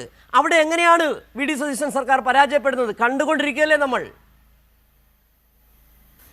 സിജു, ഇവിടെ എനിക്ക് തോന്നുന്നത്, നമ്മുടെ ഈ കഴിഞ്ഞ ഏതാനും വർഷങ്ങളിലെ ഓണക്കാലങ്ങൾ നമ്മൾ എടുത്തിട്ടുണ്ടെങ്കിൽ, ആ ഓണക്കാലങ്ങളിലെല്ലാം ഏറ്റവും വലിയ രൂക്ഷമായിട്ടുള്ളൊരു വിലക്കയറ്റം അനുഭവപ്പെടുന്ന ഒരു കാലഘട്ടമാണ് ഇതെന്നുള്ളതാണ്. ഇപ്പോൾ നമ്മുടെ ഈ ചർച്ചയിൽ സിജു എന്ന് സൂചിപ്പിച്ചതുപോലെ തന്നെ പഞ്ചസാരയുടെ വില 62 രൂപയ്ക്ക് മുകളിലാണ്. അതുപോലെ അരിയുടെ വില 58, 55, 58 ആ റേഞ്ചിലേക്ക് വന്നു. മുളകിൻ്റെ വില, അതുപോലെ മറ്റ് എല്ലാ തരത്തിലുള്ള ഉൽപ്പന്നങ്ങളുടെയും പൊതുവിപണിയിലെ വില എന്ന് പറയുന്നത് ദുസ്സഹമായൊരു രീതിയിലേക്ക് കാര്യങ്ങൾ വന്നിരിക്കുകയാണ്. അതുപോലെ പച്ചക്കറി ഉൾപ്പെടെയുള്ള പഴവർഗ്ഗങ്ങൾ ഉൾപ്പെടെയുള്ള സാധനങ്ങളുടെയും വിലയിൽ ഈ ഒരു വലിയ പ്രതിസന്ധി നേരിട്ടുകൊണ്ടിരിക്കുന്നുണ്ട്. ഇത് ഞാൻ നേരത്തെ സൂചിപ്പിച്ചതുപോലെ തന്നെ കഴിഞ്ഞ കാലങ്ങളിലൊന്നും ഓണക്കാലത്ത് കാണാത്ത വിധത്തിലുള്ള അതിരൂക്ഷമായിട്ടുള്ളൊരു വിലക്കയറ്റമാണ്. ഈ വിലക്കയറ്റത്തിൻ്റെ ഇപ്പോൾ പഞ്ചസാരയുടെയും അരിയുടെയൊക്കെ വിലക്കയറ്റത്തിൻ്റെ പിന്നിൽ വേറെ ചില കാരണങ്ങളുണ്ട്. കരിമ്പ് അടക്കമുള്ള സാധനങ്ങൾ എത്തനോൾ ഉൽപ്പാദനത്തിലേക്ക് കൂടുതൽ പോകുന്നതിൻ്റെ ഒരു പ്രശ്നമുണ്ട്. അരിയും അതിനുവേണ്ടി ഉപയോഗിക്കുന്ന സ്ഥിതിവിശേഷം നമ്മൾ കാണുന്നുണ്ട്. ഈ വിഷയങ്ങളെല്ലാം അവിടെ ഉണ്ടെങ്കിലും ഗവൺമെൻറ്റിനെ സംബന്ധിച്ചിടത്തോളം ഓണക്കാലത്തെ വിപണി ഇടപെടലിൻ്റെ കാര്യത്തിൽ തികഞ്ഞ ഒരു പരാജയം ആയിരിക്കുന്നു എന്ന് നമുക്ക് പറയാതിരിക്കാൻ കഴിയില്ല. കാരണം നമ്മുടെ മുൻകാലങ്ങളിൽ നമ്മൾ കണ്ടിട്ടുള്ളത് സപ്ലൈകോ എന്ന് പറയുന്ന ഒരു സംവിധാനം അവിടെ ഉണ്ടെങ്കിലും ആ സപ്ലൈകോയ്ക്കകത്ത് കുറച്ചുകൂടി സാധനങ്ങൾ കൊണ്ടുവന്ന് വിലക്കുറവിൽ ആകർഷകമായി കൊടുക്കുന്ന സ്ഥിതിവിശേഷം ഉണ്ടെങ്കിലും ഈ സപ്ലൈകോയുടെ ഈ സൂപ്പർ മാർക്കറ്റുകൾ എന്ന് പറയുന്നത് മിക്കവാറും പട്ടണങ്ങൾ കേന്ദ്രീകരിച്ചുള്ളവയാണ്, നഗര കേന്ദ്രീകൃതമാണ്. അതുകൊണ്ട് ഗ്രാമീണ മേഖലയിൽ അത്തരത്തിൽ ഉള്ള സപ്ലൈകോയുടെ സംവിധാനങ്ങൾ ജനങ്ങളിലേക്ക് റീച്ച് ചെയ്യുന്നില്ല എന്നുള്ളതൊരു വസ്തുതയാണ്. അതിന് ബദലായിട്ട് ഓരോ ഗ്രാമീണ മേഖലകളിലും ചെറിയ ചെറിയ പഞ്ചായത്തുകളിലും വാർഡുകളിലടക്കം സഹകരണ ഓണച്ചന്തകൾ തുറക്കുന്നൊരു സ്ഥിതി ഉണ്ടായിരുന്നു. കൺസ്യൂമർ ഫെഡ് ഓണച്ചന്തകൾ തുറക്കുന്ന സ്ഥിതി ഉണ്ടായിരുന്നു. അതുപോലെ മറ്റ് പല സംവിധാനങ്ങളുമായിട്ട് സഹകരിച്ചുകൊണ്ട്, പ്രത്യേകിച്ച് സഹകരണ മേഖലയുമായി സഹകരിച്ചുകൊണ്ട് സഹകരണ സ്ഥാപനങ്ങൾ പ്രത്യേകമായി തന്നെ ഓണച്ചന്തകൾ നടത്തുന്ന സ്ഥിതിവിശേഷം ഉണ്ടായിരുന്നു. അതൊന്നും ഈ തവണ നമുക്ക് മാർക്കറ്റിൽ കാണാൻ കഴിയുന്നില്ല എന്നുള്ളത് നമ്മൾ ആലോചിക്കേണ്ടതുണ്ട്. അപ്പോൾ ഒരു വശത്ത് നഗര കേന്ദ്രീകൃതമായി പട്ടണ കേന്ദ്രീകൃതമായി സിവിൽ സപ്ലൈസിൻ്റെ സപ്ലൈകോ സ്ഥാപനങ്ങളിൽ അതുണ്ട് എന്ന് പറയുന്നത് കൊണ്ട് ജനങ്ങൾക്ക് അത് വാങ്ങുന്നതിനുള്ളൊരു ആ ഒരു സ്ഥലത്തേക്ക് എത്തിച്ചേരുന്നുള്ള ബുദ്ധിമുട്ടുകൾ പരിഹരിക്കുന്നൊരു സംവിധാനമില്ല. അതിന് പരിഹാരമായിട്ടാണ് താഴെത്തട്ടിലേക്ക് സഹകരണ ഓണച്ചന്തകൾ എന്നുള്ള രീതിയിലേക്ക് കഴിഞ്ഞ കാലങ്ങളിൽ ഇറങ്ങിച്ചെന്നിരുന്നത്. മുൻകാലങ്ങളിലെല്ലാം ഉണ്ടായിരുന്നൊരു കാര്യമാണ്, അതിപ്പോൾ കാണുന്നില്ല. അപ്പോൾ ഇതെല്ലാം നമ്മൾ പരിശോധിക്കുമ്പോൾ പിന്നെ നമ്മൾ നേരത്തെ സൂചിപ്പിച്ചതുപോലെ തന്നെ പഞ്ചസാരയുടെ കാര്യത്തിൽ മുൻകാലങ്ങളിൽ ഓണക്കാലത്തെങ്കിലും 1 കിലോ അല്ലെങ്കിൽ 1/2 കിലോ പഞ്ചസാര റേഷൻ കടകൾ വഴി വിതരണം ചെയ്യുന്ന സ്ഥിതിവിശേഷം സംവിധാനം ഉണ്ടായിരുന്നു. പക്ഷേ ഇത്തവണ നമ്മൾ നോക്കുക, ഓണക്കാലത്ത് റേഷൻ കടകൾ വഴി പ്രത്യേകമായി ഒരു സാധനവും അവിടെ അരിയും ഗോതമ്പ് പൊടിയും കൊടുക്കുന്നുണ്ടെങ്കിൽ സാധാരണ കൊടുക്കാറുള്ള സാധനങ്ങൾ ഒഴികെ പ്രത്യേകമായി ഓണക്കാലത്തേക്ക് ഒരു കാര്യം പോലും അവിടെ കൊടുക്കുന്നില്ല. പിന്നെ കിറ്റുകളുടെ കാര്യം നമ്മൾ പരിമിതപ്പെടുത്തിയത് നമുക്കറിയാം. വളരെ കുറഞ്ഞ അളവിലുള്ള കിറ്റുകൾ മാത്രമാണ് വിതരണം ചെയ്തിട്ടുള്ളത്. അതും പല കേന്ദ്രങ്ങളിൽ എത്തിയിട്ടില്ല എന്നുള്ള പരാതികളെല്ലാം നിലനിൽക്കുന്നുണ്ട്. ആ രീതിയിൽ നമ്മൾ നോക്കുമ്പോൾ വളരെ ദുർബലമായിട്ടുള്ളൊരു വിപണി ഇടപെടൽ സംവിധാനമാണ് കേരളത്തിൽ ഉണ്ടായിരിക്കുന്നത്. ഇപ്പോൾ കേരളത്തിൻ്റെ ഒരു പ്രത്യേകത, സവിശേഷമായൊരു പ്രത്യേകത എന്താണ്? നമുക്ക് എല്ലാ സാധനങ്ങളും നമ്മളൊരു ഉപഭോക്തൃ സംസ്ഥാനമാണ്. നമുക്ക് പുറമെ നിന്ന് സാധനങ്ങൾ വരേണ്ടതുണ്ട്. അപ്പോൾ അതിനനുസൃതമായിട്ടുള്ള വിപണി ഇടപെടൽ ഉണ്ടാവണം. സിജു, ഒരു കാര്യം നമ്മൾ മനസ്സിലാക്കേണ്ടതുണ്ട്. ഈ UDF ഗവൺമെൻറ്റിന് അധികാരത്തിൽ വരുന്നതിന് ഏറ്റവും സഹായകരമായ നിലപാടിലേക്ക് പോയൊരു വിഭാഗം എന്ന് പറയുന്നത് കേരളത്തിലെ വ്യാപാരി സമൂഹമാണ്. അത് നമുക്ക് പറയാതിരിക്കാൻ നിർവാഹമില്ല. എന്തുകൊണ്ടാണ് വ്യാപാരി സമൂഹം പ്രത്യേകിച്ച് സർക്കാരുകളെ ഇടതുപക്ഷത്തെ എതിർക്കുന്നത്? പൊതുവായി നോക്കുമ്പോൾ വ്യാപാരി സമൂഹം വലതുപക്ഷ സമീപനത്തോടുകൂടി UDFനെ സഹായിക്കുന്ന നിലപാട് സ്വീകരിക്കുന്നത് എന്താണ്? അവർക്ക് ഇത്തരം സാഹചര്യങ്ങൾ വരുമ്പോൾ ജനങ്ങളെ കൊള്ളയടിക്കുന്നതിനും ചൂഷണം ചെയ്യുന്നതിനുള്ള തുറന്നൊരവസരം UDF സർക്കാർ ഒരുക്കി കൊടുക്കും. അതെല്ലാ കാലത്തും UDF ഭരിക്കുമ്പോൾ നമ്മൾ കണ്ടിട്ടുള്ളൊരു വസ്തുതയാണ്. ഒരു കാര്യത്തിലും ഒരു വിപണി ഇടപെടൽ നടത്തില്ല. അവിടെ എന്തെങ്കിലുമൊക്കെ അവിടെ അല്ലറ ചില്ലറ കാര്യങ്ങൾ നടത്തിയിട്ടുണ്ടെന്നല്ലാൽ കഴിഞ്ഞാൽ ബഹുഭൂരിപക്ഷം ജനങ്ങൾക്കും ഓപ്പൺ മാർക്കറ്റിനെ ആശ്രയിക്കേണ്ടി വരുന്നൊരു നിലയിലേക്ക് എത്തിക്കുക എന്നുള്ളതാണ് എക്കാലത്തെയും UDF ഗവൺമെൻറ്റുകളുടെ സമീപനം. ഞാൻ ഈ ഗവൺമെൻറ്റിൻ്റെ കാര്യമല്ല പറയണത്. എക്കാലത്തും UDF ഗവൺമെൻറ് എടുത്തിട്ടുള്ള സമീപനം വ്യാപാരികൾക്ക് അനുകൂലമായ രീതിയിൽ അവർക്ക് ചൂഷണം ചെയ്യാൻ തക്ക വിധത്തിൽ വിപണിയെ തുറന്നു കൊടുക്കുന്നൊരു സമീപനം. അത് പല മേഖലകളിലും നമ്മൾ കണ്ടിട്ടുണ്ട്. അതിൻ്റെ വിശദാംശങ്ങൾ ഇപ്പോൾ ആരോഗ്യ മേഖല തകർത്തുകൊണ്ടിരിക്കുകയാണ്, നമുക്കെല്ലാവർക്കും അറിയാം. പ്രൈവറ്റ് ഹോസ്പിറ്റലിലേക്ക് പോകുന്ന രീതിയിലേക്ക് സംസ്ഥാനത്തിൻ്റെ പൊതു ആരോഗ്യ സംവിധാനത്തെ തകർക്കുന്ന രീതിയിലേക്ക് ഏതാനും ദിവസങ്ങൾക്കുള്ളിൽ തന്നെ പോയിരിക്കുന്ന സ്ഥിതിവിശേഷം നമ്മൾ കണ്ടതാണ്. അതുതന്നെയാണ്. അതുകൊണ്ടാണ് ആ ഒരു സമൂഹം UDFനെ എക്കാലവും UDFൻ്റെ പിന്നിൽ ഉറച്ചു നിൽക്കുന്നതിൻ്റെ പ്രധാന കാരണം എന്ന് പറഞ്ഞാൽ ചൂഷണം ചെയ്യാൻ, ജനസമൂഹത്തെ ചൂഷണം ചെയ്യാനുള്ള എല്ലാ അവസരങ്ങളും UDF സർക്കാരുകൾ വരുമ്പോഴാണ് വ്യാപാരികൾക്ക് തുറന്നു കൊടുക്കുന്നത് എന്നുള്ളതാണ്. അവിടെ ഒരു തരത്തിലുള്ള പരിശോധനകൾ നടക്കുന്നില്ല, വിലക്കയറ്റം നിയന്ത്രിക്കുന്നതിന് മാർക്കറ്റിൽ ഇടപെടുന്നില്ല, കടകളിൽ ഉയർന്ന വിലയാണോ അന്യായമായി ഈ അവസരം ഉപയോഗിച്ചുകൊണ്ട് പല കാരണങ്ങൾ കൊണ്ട് നമ്മുടെ ഈ വ്യാപാര രംഗത്തും അതുപോലെ തന്നെ പൊതുജീവിതത്തിലും ഒക്കെ നിലനിൽക്കുന്ന, രാജ്യത്ത് ആകമാനം നിൽക്കുന്ന വിലക്കയറ്റത്തിൻ്റെ പശ്ചാത്തലവും കൂടി കണക്കിലെടുക്കുമ്പോൾ വ്യാപാരികൾ സ്വമേധയാ തന്നെ വില കൂട്ടി അന്യായമായ വിലയ്ക്ക് പല സാധനങ്ങളും വിൽക്കുന്നത് എൻ്റെ ശ്രദ്ധയിൽപ്പെട്ടിട്ടുണ്ട്. എനിക്ക് വ്യക്തമായിട്ട് അറിയാവുന്ന പല പ്രോഡക്റ്റുകളും അതിൻ്റെ ഉൽപ്പാദന വിലയേക്കാളും വളരെ ഉയർന്ന നിരക്കിൽ വിൽക്കുന്ന സംഭവങ്ങൾ എനിക്കറിയാവുന്നുണ്ട്. അപ്പോൾ അങ്ങനെയെല്ലാം ഉള്ളൊരു സാഹചര്യം വരുമ്പോൾ അതിനെ നിയന്ത്രിക്കുന്നതിനുള്ള ഒരു ഇടപെടലും ഏത് വിലയ്ക്കാണ് വിൽക്കുന്നത്, അന്യായമായ ലാഭം എടുക്കുന്നുണ്ടോ, ചൂഷണം നടക്കുന്നുണ്ടോ എന്നുള്ള പരിശോധനകളോ ഇടപെടലുകളോ ഗവൺമെൻറ്റിൻ്റെ ഭാഗത്തുനിന്ന് ഉണ്ടാവുന്നില്ല എന്ന ദൗർഭാഗ്യകരമായ നില ഇന്ന് സംസ്ഥാനത്ത് നിലനിൽക്കുകയാണ്. ശരി അതിന്റെ പ്രശ്നമാണ് ഈ രൂക്ഷമായ വിലക്കയറ്റത്തിലേക്ക്. അത് തന്നെയാണ് സമീപകാലത്ത് ഒന്നും കേരളം ഈ ഇത്തരത്തിൽ രൂക്ഷമായ ഒരു വിലക്കയറ്റം കണ്ടിട്ടില്ല. അത് തന്നെ. അല്ല, താങ്കൾ പറഞ്ഞ ഒരുപക്ഷെ നേരത്തെ ഈ ചർച്ച തുടങ്ങിയപ്പോൾ അഡ്വക്കേറ്റ് കെ അനിൽകുമാർ ചൂണ്ടിക്കാട്ടിയത് ആരുടെ വർഗ്ഗ താല്പര്യമാണ് വി ഡി സതീശൻ സർക്കാർ സംരക്ഷിക്കുന്നുള്ള ഒരു ചോദ്യമുണ്ട്. അതിന്റെ ഉത്തരം അതുമായി ചേർത്ത് തന്നെയാണ് താങ്കൾ പറയുകയും ചെയ്തത്. ശ്രീ അനിൽകുമാർ, ഒരുപക്ഷെ ഈ വിപണി ഇടപെടൽ എന്ന് പറയുന്ന ഒരു കാഴ്ചപ്പാടിന്റെ കൂടി ഭാഗമാണ്. വിപണി ഇടപെട്ടാൽ അത് പൊതുവിപണിയിൽ വില കുറയും, അങ്ങനെ വില കുറയ്ക്കേണ്ടതുണ്ട്, അങ്ങനെ വില കുറയാതിരുന്നാൽ ആർക്കാണ് ഗുണം ചെയ്യുക എന്നുള്ളതാണ് ഇപ്പോൾ ജോർജ് ജോസഫ് ചൂണ്ടിക്കാട്ടുകയും ചെയ്തത്. പക്ഷേ ഇവിടെ മറ്റൊരു പ്രശ്നം കൂടി നമ്മൾ ചർച്ച ചെയ്ത് പോകേണ്ടതുണ്ട്. സർക്കാരുമായി ബന്ധപ്പെട്ട് മന്ത്രിമാർക്ക് അവരുടെ തീരുമാനങ്ങൾ എടുത്തു പോകാൻ കഴിയുന്നില്ല, ജീവനക്കാർക്ക് ആ മെഷീനറി പ്രവർത്തിക്കാൻ കഴിയുന്നില്ല. കാരണം വി ഡി സതീശൻ പരസ്യമായി തന്നെ സെക്രട്ടേറിയറ്റ് ജീവനക്കാരോട് പറഞ്ഞാണ് സ്ഥലമാറ്റം ഉണ്ടാകും, അടിക്കടി സ്ഥലം മാറ്റുകയാണ്. അതായത് ഒരു മെഷീനറി, ഇവർക്ക് പറ്റാത്ത പണിയുണ്ടെങ്കിൽ മെഷീനറി ചലിപ്പിക്കണമല്ലോ, ആ ഉദ്യോഗസ്ഥ സംവിധാനത്തെ അടിക്കടി മാറ്റുകയും പ്രതികാര നടപടി പകപോക്കൽ രാഷ്ട്രീയത്തിന്റെ ഭാഗമായി മാറ്റുകയും ചെയ്യുമ്പോൾ ആ മെഷീനറിയും പ്രവർത്തിക്കുന്നില്ല. അതുകൊണ്ട് തന്നെയാണ് ഒരുപക്ഷെ രജനീഷ് ഉണ്ണിത്താൻ പറഞ്ഞത്, ആവർത്തിച്ച് പറഞ്ഞുകൊണ്ടിരുന്നത്, ഞങ്ങൾ ഇടപെട്ടല്ലോ, സപ്ലൈകോയുടെ സൂപ്പർ മാർക്കറ്റ് താഴെ തട്ടിലേക്ക് ഒരു പരിപാടിയും നടന്നിട്ടില്ല. അതുകൂടി നമ്മളൊന്ന് പരാമർശിച്ചു പോകണ്ടേ ഈ സാഹചര്യത്തിൽ?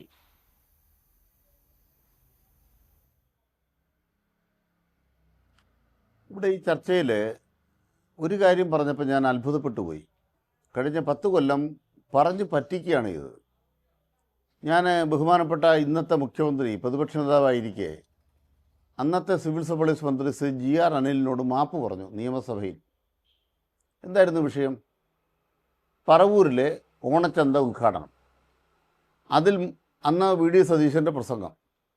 ആ പ്രസംഗത്തിൽ സപ്ലൈകോയിൽ അവിടുത്തെ പറവൂരിലെ സപ്ലൈകോ സ്റ്റോറുകൾ എങ്ങനെ പ്രവർത്തിച്ചു, എത്ര ഫലപ്രദമായ വിപണി ഇടപെടലാണ് അന്നത്തെ പിണറായി സർക്കാർ നടത്തിയത് എന്ന് അദ്ദേഹം പ്രസംഗിക്കുന്നുണ്ട്.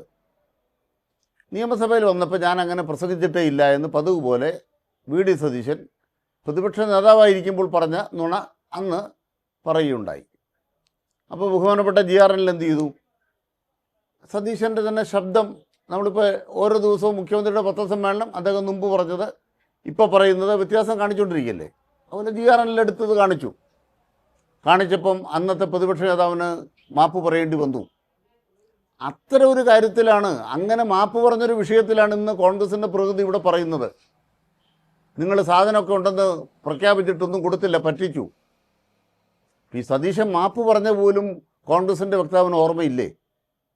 ഇനി രണ്ടാമത്തെ പ്രധാനപ്പെട്ട കാര്യം, ഞാൻ പറഞ്ഞ കാര്യം ശരിവെച്ചു. എന്താണ്?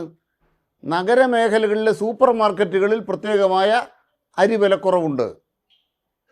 അവിടെയാണ് ഞങ്ങളുടെ ഫോക്കസ്. നിങ്ങൾ ആരൊക്കെ വേണ്ടിയാണ് കേരളം ഭരിക്കുന്നത്? നിങ്ങൾ ഈ അതിദാരിദ്ര്യമുള്ളവരെ കാണുന്നുണ്ടോ? കേരളത്തിൻ്റെ ജനസമൂഹത്തിൽ ഒരു 30% ആളുകൾ എന്ന് പറയുന്നത് സാമൂഹ്യ പിന്തുണ ആവശ്യമുള്ളവരാണ്. ഒരു പിന്തുണ ആവശ്യമില്ലാത്ത മേൽത്തട്ടിലുള്ളവരുണ്ട്. പഞ്ചായത്ത് മുനിസിപ്പൽ തെരഞ്ഞെടുപ്പ് വന്നപ്പോൾ LDFനെ തോൽപ്പിക്കാൻ വേണ്ടി UDFൻ്റെ ഒരു ആഖ്യാനം എന്തായിരുന്നു? ഇവിടുത്തെ ഇടത്തരക്കാരിൽ നിന്നും സമ്പന്നരിൽ നിന്നും നികുതി പിരിച്ച് നിങ്ങൾ പെൻഷൻ കൊടുക്കുന്നു. അപ്പോൾ എന്താ സംഭവിച്ചത്? ഞങ്ങളുടെ കാശെടുത്തിരുന്നില്ല നിങ്ങൾ പെൻഷൻ കൊടുക്കണത്. ഇത്തരത്തിൽ UDF വോട്ട് പിടിച്ചു. 62 ലക്ഷം വീട്ടിൽ 2000 രൂപ വെച്ച് LDF കൊടുക്കുന്ന പദ്ധതി എന്ത് ധൈര്യത്തിലാണ് ഞങ്ങൾ വീട്ടിൽ കൊണ്ട് കൊടുക്കില്ല എന്ന് പറയുന്നത്? ഒരു മധ്യവർഗം കേരളത്തിലുണ്ട് എന്നും ആ മധ്യവർഗത്തിൻ്റെ ഗവൺമെൻറ്റാണ് കേരളത്തിലെ UDF സർക്കാർ. അതിപ്പോഴും വീണ്ടും ഉറപ്പാക്കുകയാണ്. ആ മധ്യവർഗത്തിൻ്റെ സാമ്പത്തിക താല്പര്യങ്ങൾക്ക് സൂപ്പർ മാർക്കറ്റുകൾക്ക് പ്രത്യേക പരിഗണന. റേഷൻ കടയിലെ അരിക്ക് 10-90 വില 29 രൂപയ്ക്ക് വാങ്ങിച്ചോണം. ഇതാണ് ഞങ്ങൾ പറയുന്നത്. കേരളത്തിലെ ഗ്രാമനഗര ഭേദം ഇല്ലാതായിക്കൊണ്ടിരിക്കുകയാണ്. 52% നഗരങ്ങളായി.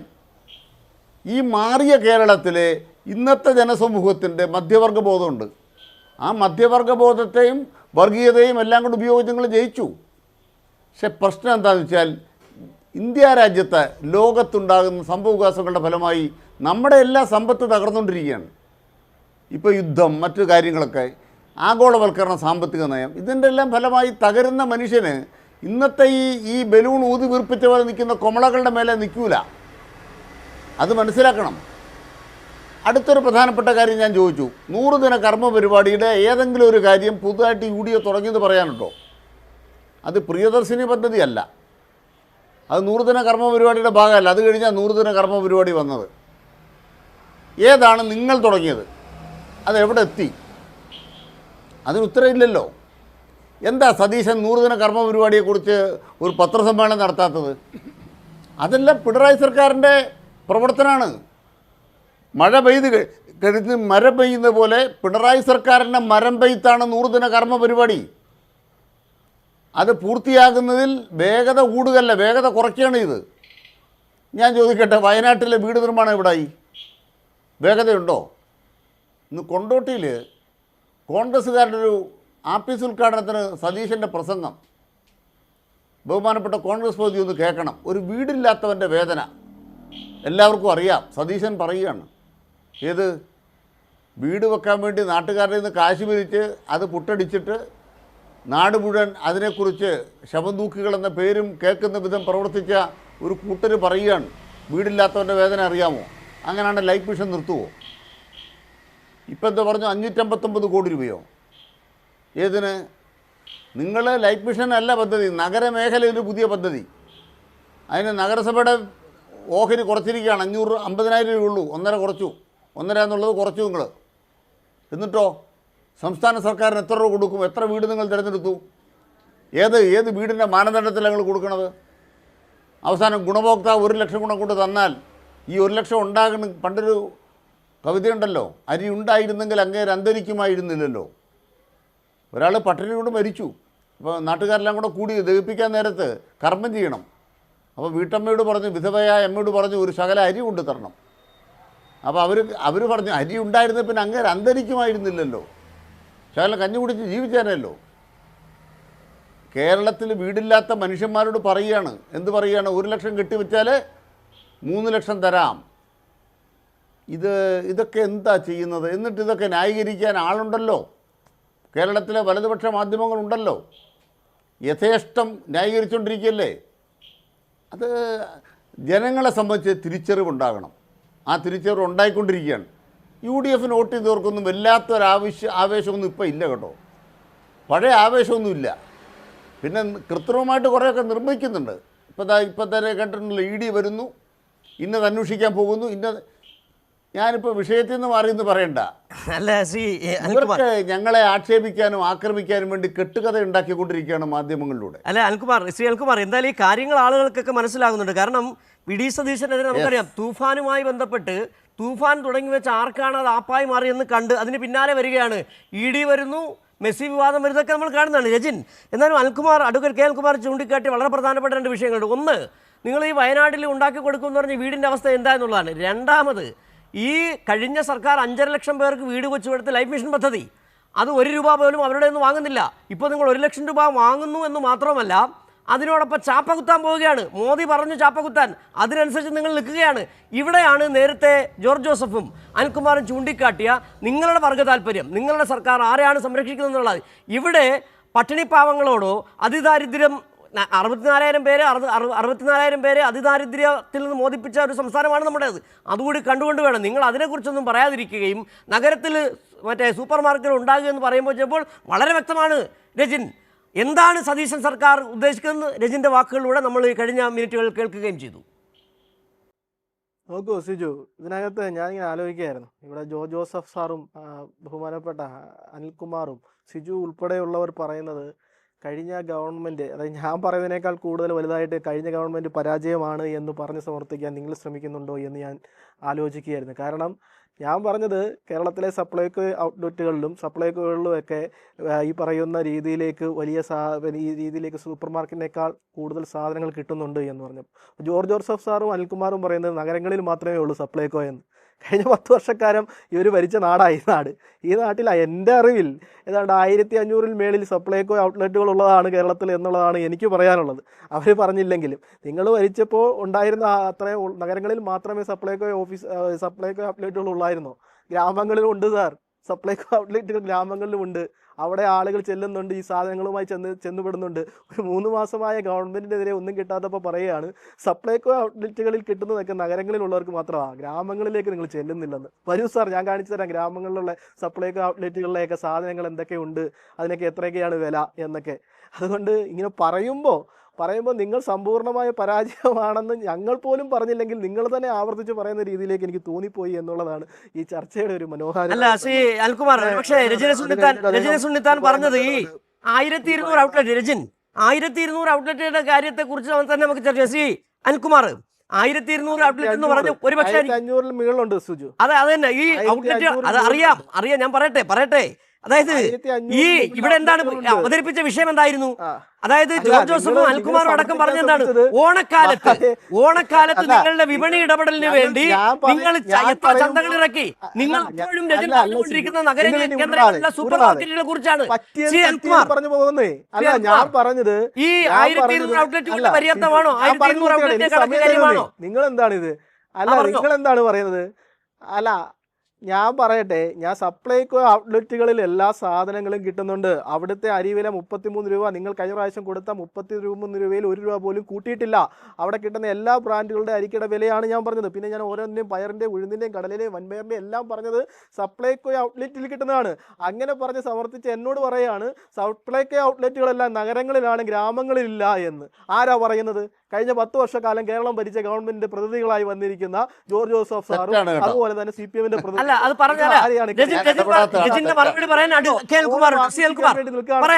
ജനങ്ങൾ ഓണം ആഘോഷിക്കാൻ വേണ്ടി അവരെ തെറ്റിദ്ധരിപ്പിക്കരുത്. കേരളത്തിലെ ജനങ്ങളോട് പറയാനുള്ളത്, താങ്കൾ ചോദിച്ച ചോദ്യം വളരെ വ്യക്തമാണ്. സപ്ലൈകോയിലേക്ക് ചെല്ലുക, വില നിലവാരത്തിൽ കുറഞ്ഞ അരികൾ വാങ്ങിച്ച് ഒന്നാമത്തെ കാര്യം നിങ്ങളുമായി ബന്ധപ്പെട്ട് നിൽക്കുകയാണ്. നിങ്ങൾ അവിടേക്ക് എത്തുക എന്നുള്ളതാണ്. ഇവ പറയുന്നത് മറുപടി പറയാനുണ്ടല്ലോ, മറുപടി പറയട്ടെ ശ്രീ അനിൽകുമാർ.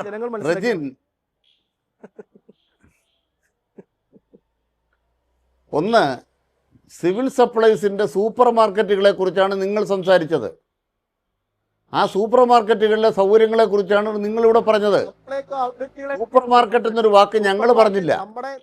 നിങ്ങൾ സൂപ്പർ മാർക്കറ്റുകൾ ഫോക്കസ് ചെയ്തപ്പോ നഗരങ്ങളിലെ പോലെ ഗ്രാമങ്ങളില് ഔട്ട്ലെറ്റുകൾ എന്ന് പറയുന്ന അല്ല സൂപ്പർ മാർക്കറ്റ്. ദയവായി കേൾക്കൂ, ദയവായി കേൾക്കൂ, ദയവായി ഒന്ന് കേൾക്കൂ, ദയവായി ഒന്ന് കേൾക്കൂ. രണ്ട്, ഫോക്കസ് ചെയ്തൊരു പ്രധാനപ്പെട്ട കാര്യം പറഞ്ഞു. 10.90 അരിക്ക് ഇന്നത്തെ വില 29. ഞാൻ പറഞ്ഞത് നമ്മുടെ നാട്ടിലെ സൂപ്പർ മാർക്കറ്റുകളെക്കാൾ നല്ല രീതിയിൽ സപ്ലൈകോയിലെ ഔട്ട്ലെറ്റുകൾ പ്രവർത്തിക്കുന്നു എന്നാണ് ഞാൻ പറഞ്ഞത്. ശരി, പറഞ്ഞു. ഭാഗം കഴിഞ്ഞു. ശ്രീ അനിൽകുമാർ പറയൂ. മൂന്നാമത്തെ പോയിന്റ്, 3 പോയിന്റാണ് പറഞ്ഞത്. സൂപ്പർ മാർക്കറ്റ് എന്നൊരു പ്രയോഗം ഞങ്ങളാരും പറഞ്ഞില്ല. സൂപ്പർ മാർക്കറ്റിലെ സൗകര്യം നിങ്ങൾ അവതരിപ്പിച്ചപ്പോഴാണ് നിങ്ങളുടെ ഫോക്കസ് അതാണെന്ന് ഞങ്ങൾ പറഞ്ഞു. 2, റേഷൻ കടയിലെ 10.90 ഇപ്പോൾ 29 രൂപയായി. മൂന്നാമത്തെ പ്രധാനപ്പെട്ട പോയിന്റ് എന്താണ്? കൺസ്യൂമർ ഫെഡ് എത്ര ചന്ത നടത്തുന്നു? സഹകരണ ബാങ്കുകൾ എത്ര ചന്ത നടത്തുന്നു? 10 രൂപയ്ക്കാണ് അവിടെ അരി കിട്ടുന്നത്. നിങ്ങളൊരു എണ്ണം പറയൂ, ഇന്നൊരെണ്ണം പറയൂ. മുമ്പായിരുന്നെങ്കിൽ സിവിൽ സപ്ലൈസ് മന്ത്രി അത് വ്യക്തമാക്കുമായിരുന്നു, സഹകരണ മന്ത്രി വ്യക്തമാക്കുമായിരുന്നു. ഇന്ന് സഹകരണ മന്ത്രി വ്യക്തമാക്കിയത് ചന്തയുണ്ടെന്നാണോ ഇല്ലെന്നാണോ? സഹകരണ മേഖലയുടെ വിപണി ഇടപെടൽ ഉണ്ടെന്നാണോ ഇല്ലെന്നാണോ? പിന്നെ മന്ത്രിസഭയ്ക്ക് കൂട്ടുത്തരവാദിത്വമുണ്ടോ? ബെക്കാടി മദ്യം പോലെ ഇപ്പോഴാ സഹകരണ മേഖലയുമായി ബന്ധപ്പെട്ട ഏറ്റവും പ്രധാനപ്പെട്ട ഒരു കാര്യത്തിലും എം ലിജു എന്തുകൊണ്ട് സതീശനെ തിരുത്തുന്നു? എം ലിജു സതീശൻ്റെ മേലെയാവുന്നത് എങ്ങനെ? ലിജു പറയുന്നത് നടക്കൂ കേട്ടോ. ബെക്കാടി സതീശൻ നിയമം കൊണ്ടുവന്നു, ഇവിടെ നടപ്പാകാൻ പോകുന്നില്ല. കാരണം മന്ത്രിസഭ ഭൂരിപക്ഷം ലിജുവിനാണ്. സഹകരണ മേഖലയുടെ കാര്യത്തിൽ ഇപ്പോൾ ലിജു ഒരു നിലപാടെടുത്താൽ ആ നിലപാടിൽ ആത്മാർത്ഥതയുണ്ടെങ്കിൽ സതീശൻ പറയുന്നത് നടക്കത്തില്ല. ധനകാര്യമന്ത്രി പറയുള്ളൂ, നടപ്പാക്കുന്ന ലിജു ആയിരിക്കും. കാരണം ലിജു എന്ന് പറയുന്നത് വെറും ശ്രീ എം ലിജു അല്ല. അദ്ദേഹം ഹൈക്കമാൻഡിൻ്റെ പ്രതിനിധിയായ KC വേണുഗോപാലിൻ്റെ അതേ ആളാണ്. ഹൈക്കമാൻഡ് വേണുഗോപാലിൻ്റെ പ്രതിരൂപമാണ്. KC വേണുഗോപാൽ തന്നെയാണ്. അപ്പം അതുകൊണ്ട് മന്ത്രിസഭ എന്ന് പറയുന്നത് ഓരോരുത്തരും ഓരോ വഴിക്കാണ്. അതാണ് പ്രധാനപ്പെട്ട വിഷയം. ഓരോരുത്തരും ഓരോ വഴിക്കാണ്. നിങ്ങൾ ഈ കുറഞ്ഞ കാലത്തിനകം KSRTC കടപ്പെടുത്തുന്നു 1300 കോടി രൂപ കടമെടുക്കുന്നു പിണറായി. കേരളം മുടിക്കുന്നു. എന്നിട്ടോ KSRTCയെ പണയം വെച്ചിരിക്കുകയാണ്. നിങ്ങൾ ഈ കുറഞ്ഞ കാലം കൊണ്ട് എത്ര കോടി രൂപ കേന്ദ്രത്തിൽ പൊതുപണിയിൽ നിന്ന് കടമെടുത്തത്? 24,000 കോടി രൂപ. 24,000 കോടി രൂപ പൊതുപണിയിൽ നിന്ന് കുറഞ്ഞ കാലം കൊണ്ട് കടമെടുത്തു. എന്താ വരവിൻ്റെ കാര്യത്തിലോ? LDF സർക്കാരിൻ്റെ കാലത്തേക്കാൾ കേന്ദ്ര നികുതി വരുമാനം വർദ്ധിച്ചിരിക്കുന്നു. LDF സർക്കാരിൻ്റെ കാലത്തേക്കാൾ കേന്ദ്ര വിഹിതം 2.5% ഉയർന്നിരിക്കുന്നു. എന്നിട്ടും ഈ മേഖലയിൽ ഇടപെടാൻ കഴിയാത്തത് പണമില്ലാഞ്ഞിട്ടല്ല. അങ്ങനെ തെറ്റിദ്ധാരണ വേണ്ട. ഖജനാവ് കാലിയൊന്നുമല്ല കേട്ടോ, സാമ്പത്തിക പ്രതിസന്ധിയൊന്നും ആയിട്ടല്ല. നിങ്ങളുടെ പ്രിയോറിറ്റി ഇവിടുത്തെ സാധാരണക്കാരല്ല, ഇവിടുത്തെ പാവപ്പെട്ടവരല്ല, ഇവിടുത്തെ മേൽത്തട്ടുകാരാണ്. അതാണ് നിങ്ങളുടെ പ്രിയോറിറ്റി. അത് നിങ്ങൾ നടപ്പാക്കും, ഞങ്ങൾ അതിനെതിരെ പോരാടും. ഇതാണ് വ്യത്യാസം. ജോർജ് ജോസഫ്, നേരത്തെ ഈ താങ്കളടക്കം സൂചിപ്പിച്ചതാണ് ഈ പറഞ്ഞത്. സൂപ്പർ മാർക്കറ്റ് എന്ന് പറയുന്ന സംഭവമല്ല. കേരളത്തിൽ ഓണക്കാലത്ത് എങ്ങനെയാണ് സഹകരണ മേഖലയടക്കം കൺസ്യൂമർ ഫെഡ് അടക്കം ഇടപെടുന്നത് എന്നുള്ള കാര്യമാണ് താങ്കളടക്കം സൂചിപ്പിക്കുകയും ചെയ്തത്. ഇവിടെ ഇപ്പോഴും നേരത്തെ അനിൽകുമാർ ചൂണ്ടിക്കാട്ടിയതുപോലെ തന്നെ ആരുടെ താല്പര്യമാണ് സംരക്ഷിക്കുന്നതിനുള്ള വളരെ കൃത്യമായ ഉത്തരം രജനി സുണ്ണിത്താൻ പറഞ്ഞു. സൂപ്പർ മാർക്കറ്റുകളെല്ലാം നിറഞ്ഞിരിക്കുന്നല്ലോ എന്ന് പറയുകയും ചെയ്തു. ഇപ്പോൾ തന്നെ അദ്ദേഹം ചൂണ്ടിക്കാട്ടിയ മറ്റൊരു കാര്യമാണ് ഈ കടമെടുപ്പ് സംബന്ധിച്ച്. ഞങ്ങൾ പൂവിൽ നിന്ന് തേൻ കുടിക്കുന്നത് പോലെ നികുതി പിരിച്ചെടുക്കുമെന്ന് പറഞ്ഞ് സതീശൻ സർക്കാർ ഇപ്പോൾ കടന്ന് നെട്ടോട്ടം ഓടുകയാണ്. 14,000 കോടിയല്ല, കടം ഇങ്ങനെ നിരന്തരം എടുത്തുകൊണ്ടിരിക്കുക. എന്നിട്ട് ഈ കടമെടുത്തിട്ട് ആരുടെയെങ്കിലും ആവശ്യങ്ങൾ നിറവേറ്റിയോ? ഏതെങ്കിലും ജനവിഭാഗത്തിന്റെ, സർക്കാർ ജീവനക്കാരുടെ ഏതെങ്കിലും ക്ഷേമ പെൻഷന്റെ ആവശ്യം നിറവേറ്റിയോ? എന്നിട്ടും ഇങ്ങനെ രജനി സുണ്ണിത്താനെ പോലുള്ളവർ പറഞ്ഞുകൊണ്ടേയിരിക്കുകയാണ് ഈ സംസ്ഥാനം ജനപക്ഷത്ത് നിൽക്കുന്ന സർക്കാരാണ്. ഏത് ജനപക്ഷത്താണ് നിൽക്കുന്നത് എനിക്ക് മനസ്സിലാകുന്നില്ല. George Joseph.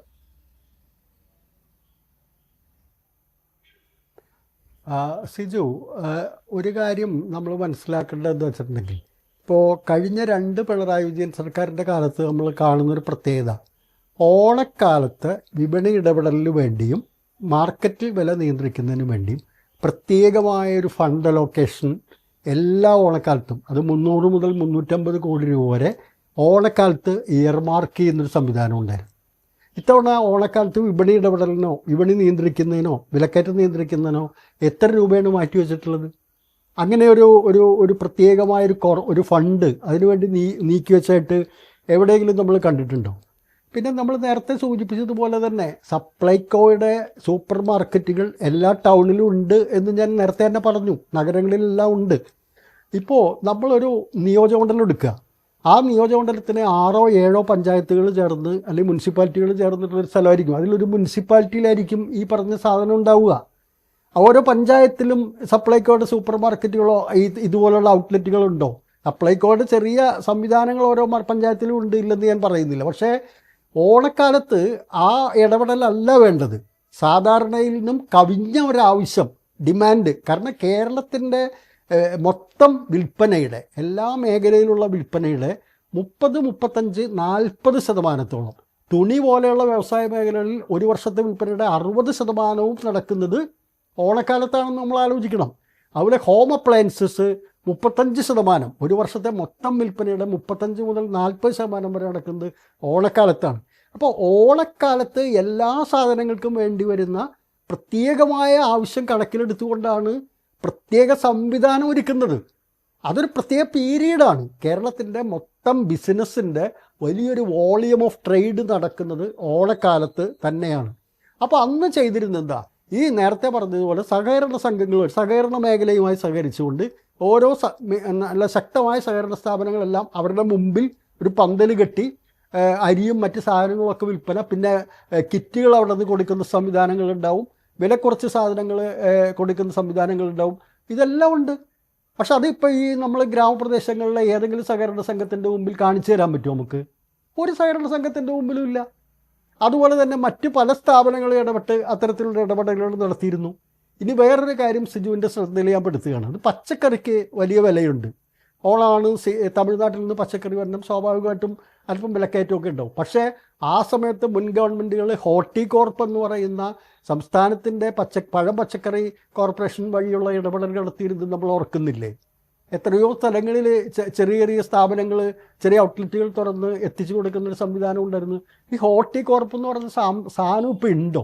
ആ സ്ഥാപനം തന്നെ ഉണ്ടോ എനിക്കറിയില്ല.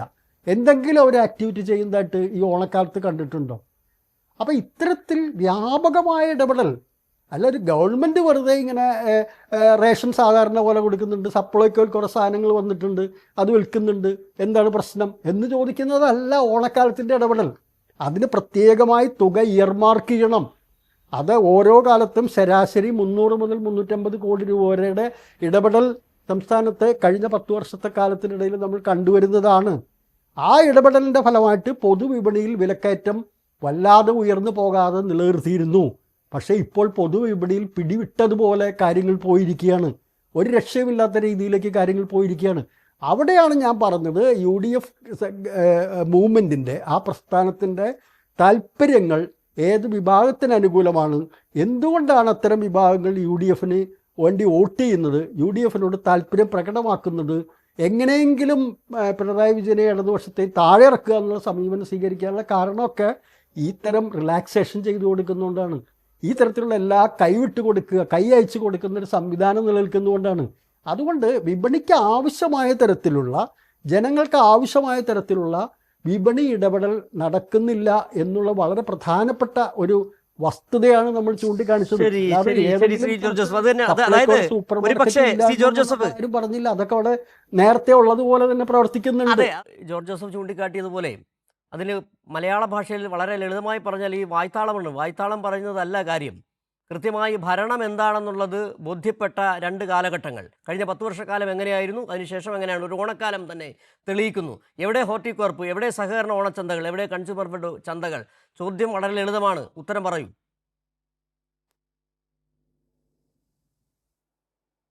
നോക്കൂ സിജു, സഹകരണ മേഖലയുമായി ബന്ധപ്പെട്ട ഓണച്ചന്തകൾ തുടങ്ങിക്കഴിഞ്ഞു എല്ലായിടങ്ങളിലും. അത് നിങ്ങൾ കാണാതെ പോകുന്നത് നമ്മുടെ കുഴപ്പമല്ല.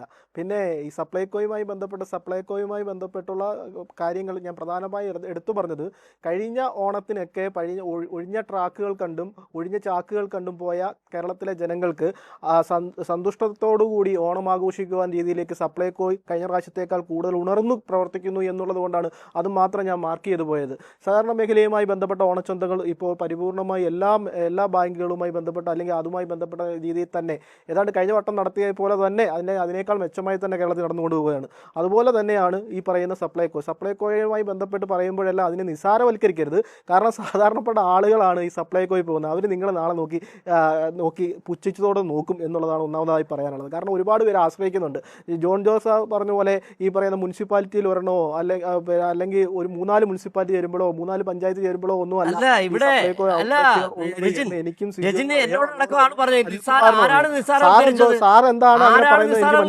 ചോദ്യമുണ്ട്. ആരാണ് സപ്ലൈകോകളെ നിസ്സാരവൽക്കരിച്ച്, ആരാണ് സപ്ലൈകോ വഴി ആരും വാങ്ങേണ്ടെന്ന് തീരുമാനിക്കുന്നത്? ഈ നേരത്തെ ഒഴിഞ്ഞുകിടന്ന സപ്ലൈകോ ഔട്ട്ലെറ്റുകളുടെ 10 വർഷം മുമ്പുള്ള കഥകളാണ്. പറഞ്ഞു പൂർത്തീകരിക്കട്ടെ. പറഞ്ഞോ. അല്ല, 10 ദിവസം മുമ്പല്ല, ഇന്ന് വേണമെങ്കിൽ നിങ്ങളെ വെല്ലുവിളിക്കുകയാണ്. ഈ പറയുന്ന ഈ പാനലിസ്റ്റായിട്ടിരിക്കുന്ന ആരെ വേണമെങ്കിലും അവർ വിളിക്കുന്നിടത്ത് ആ സപ്ലൈകോയിൽ പോയി ഞാൻ കൂടെ ചെല്ലാം. അവിടെ ഒഴിഞ്ഞ ട്രാക്കുകൾ കാണിക്കാൻ പറ്റുമോ? ഞാൻ പറയുന്ന വിലയെക്കാട്ടിൽ കൂടുതൽ വില ഈടാക്കുന്നതുമായി ബന്ധപ്പെട്ട് കാണാൻ പറ്റുമോ? അവിടെയുള്ള ജനങ്ങൾ അതുമായി ബന്ധപ്പെട്ട് ആശ്രയിക്കുന്നത് കാണിക്കാതിരിക്കാൻ പറ്റുമോ? അങ്ങനെയുള്ള ആളുകളെ ഞാൻ കൂടെ വരാമെന്നേ, ഞാൻ വെല്ലുവിളിക്കുകയാണെന്നേ. നിങ്ങളുടെ ചാനൽ ഫോണിൽ നിന്നോട്ടാണ്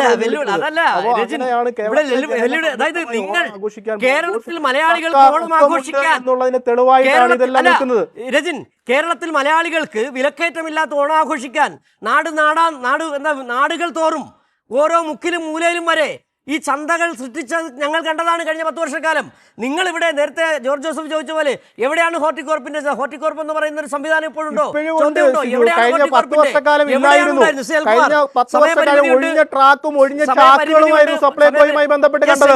ജനങ്ങൾ പരാതി പറയുന്നുണ്ടായിരുന്നു. രജിൻ പറഞ്ഞ ഒരു ചോദ്യം, അതായത് സമയപരിമിതിയുണ്ട്. മെസ്സിയെ പറ്റിയൊക്കെ പറഞ്ഞല്ലോ. താങ്കളുടെ ഭാഗം കഴിഞ്ഞു. ശ്രീ അനിൽകുമാർ, ആ ചോദ്യം രജിൻ ചോദിച്ചത് വെല്ലുവിളിക്കാണ്. ആരാണ് ഈ സപ്ലൈകോ നിസ്സാരവൽക്കരിച്ചത്? അദ്ദേഹം വെല്ലുവിളിക്കുകയും ചെയ്തു. വരൂ സാധനങ്ങൾ കാണിച്ചു തരാമെന്ന് പറഞ്ഞു. വളരെ ചുരുക്കി മറുപടി പറഞ്ഞു നമുക്ക് ചർച്ച അവസാനിപ്പിക്കാം. അല്ല, ബഹുമാനപ്പെട്ട GR അനിലിനോട് എന്തിനാണ് മാപ്പ് പറഞ്ഞത് നിയമസഭയിൽ ഇന്നത്തെ മുഖ്യമന്ത്രി? അപ്പോൾ അന്ന് നടന്ന എന്താണെന്നുള്ളത് അതേ VD സതീശൻ്റെ വാക്കുകളിൽ തന്നെ പറവൂരെന്ന് പ്രസംഗിച്ചുണ്ട്. അതുമായിട്ട് താരതമ്യം ചെയ്യുമ്പോൾ ആ ബെഞ്ച് മാർക്കിനൊപ്പം വരുമോ? ഇതാണ് ചോദ്യം. നമുക്ക് കച്ചവടത്തിൻ്റെ നിലവാരം എടുക്കാം. LDF സർക്കാരിൻ്റെ കാലത്ത് കഴിഞ്ഞ കൊല്ലം സപ്ലൈകോയിൽ കച്ചവടം എത്ര, ഇത്തവണത്തെ കച്ചവടം എത്ര രൂപ സബ്സിഡിക്ക് ചിലവായി? അതിലെ കണക്കെടുക്കണ്ടേ? ഇതിന് കണക്കുണ്ടല്ലോ. ഇതെല്ലാം അളന്ന് കളയുന്ന കാര്യമല്ലേ, അളക്കണ്ടേ? അങ്ങനെ കണക്കെടുക്കുമ്പോൾ എത്ര സഹകരണ ചന്തകളുണ്ട് എന്ന ചോദ്യം ഒറ്റ എണ്ണം പറഞ്ഞാൽ മതി. കേരളത്തിൽ സഹകരണ മേഖല എത്ര ഓണച്ചന്തയുണ്ട്? ഒറ്റ ചോദ്യത്തിന് ഉത്തരം കിട്ടിയാൽ മതി. യെസ് ഉണ്ടെ പറഞ്ഞോളൂ. യെസ് കൺസ്യൂമർ ഫെഡ് എത്ര എണ്ണം നടത്തുന്നു? അതായത് ശ്രീ ഉത്തരം അനിൽകുമാർ, പറഞ്ഞാൽ മതി. ഇപ്പം യെസ് ഇപ്പോൾ പറയാൻ കഴിയില്ല. കാരണം രജനീസ് ഉണ്ണിത്താനും പറയാൻ കഴിയില്ല. കാരണം അങ്ങനെ ആ കണക്കുകൾ പോലും പറയാൻ കഴിയാത്ത തരത്തിൽ താങ്കൾ നേരത്തെ സൂചിപ്പിച്ചതുപോലെ തന്നെ എത്ര അതിന് രൂപയാണ് കാരണം എന്താണ്? ഓണവിപണിയിൽ എത്ര അല്ല, രൂപ അതിന് ഇറക്കി? കാരണം എന്താണ്? അതിന് കാരണം എന്താണെന്ന് വെച്ചാൽ ജില്ലയിലും ബഹുമാനപ്പെട്ട കേരള മുഖ്യമന്ത്രി സഖാവ് പിണറായി ആയിരുന്ന കാലത്ത് അദ്ദേഹം പത്രസമ്മേളനം നടത്തി പറയുന്ന ഇതാണ്. എത്ര എണ്ണം വേണം എണ്ണിത്തരാം താങ്കൾക്ക്, എണ്ണിത്തരാം താങ്കൾക്ക്. താങ്കൾക്ക് എത്ര എണ്ണം വേണം? താങ്കൾ ജസ്റ്റ് പത്രം വായിക്കുകയാണെങ്കിൽ അദ്ദേഹത്തിന് മനസ്സിലാവുന്ന എണ്ണം പറയൂ. Yes, എണ്ണം പറയൂ, എണ്ണം പറയൂ രജി. എണ്ണം പറയൂ. ഒരെണ്ണം പറയൂ. ഞാൻ പത്രമൊക്കെ വായിക്കാം. ഒരെണ്ണം പറയൂ. എല്ലാ ജില്ലയിലും എവിടാന്ന് പറയൂ. തിരുവനന്തപുരവുമായി ബന്ധപ്പെട്ട് വേണോ? കൊല്ലവുമായി ബന്ധപ്പെട്ട് വേണോ? എവിടാന്ന് പറയൂ. ആലപ്പുഴയുമായി ബന്ധപ്പെട്ട് വേണോ? എവിടെയാണ് ഇല്ലാത്തത് അത് താങ്കൾ നിങ്ങള് പറയൂ. എത്ര എണ്ണം ഉണ്ട് കേരളത്തിൽ? സഹകരണ മേഖലയുമായി ബന്ധപ്പെട്ട് ഇതാണ് നിങ്ങൾ മനസ്സിലാക്കേണ്ടത്. രജിൻ ഏതായാലും പിണറായി ചെയ്തിരുന്ന കാര്യം സമയപരിമിതി മൂലം ഞാൻ ഇടപെടുകയാണ് ശ്രീ അനിൽകുമാർ. രജിൻ ഒരു അരമിനിറ്റ് പറഞ്ഞുതരാം. ശ്രീ രജിൻ അല്ല, ജോർജ് ജോസഫിന് എന്തോ പറയാനുണ്ട്. അദ്ദേഹം ഒരു അരമിനിറ്റ് പറഞ്ഞു. ശ്രീ ജോർജ് ജോസഫ് ഒരു അരമിനിറ്റ്. അതായത് ഒന്നുമല്ല, ഞാൻ രണ്ട് കാര്യങ്ങൾ പറയാം. ഒന്ന്, നമ്മൾ സിജുവിനറിയാം, ഒരു ഓണസദ്യക്ക് കഴിഞ്ഞ വർഷം 220, 250 താഴെ റേഞ്ചിലായിരുന്നെങ്കിൽ ഇന്ന് ആ ഓണസദ്യ കിട്ടണമെങ്കിൽ 300, 350 രൂപയിലേക്ക് വരികയാണ്. 1 ലിറ്റർ പായസം കഴിഞ്ഞ തവണ 220, 200 മുതൽ 220, 240 വരെ ഉണ്ടായിരുന്നു. ഇന്ന് 350 രൂപയ്ക്ക് അടുത്താണ് 1 ലിറ്റർ പായസം കിട്ടുന്നത്.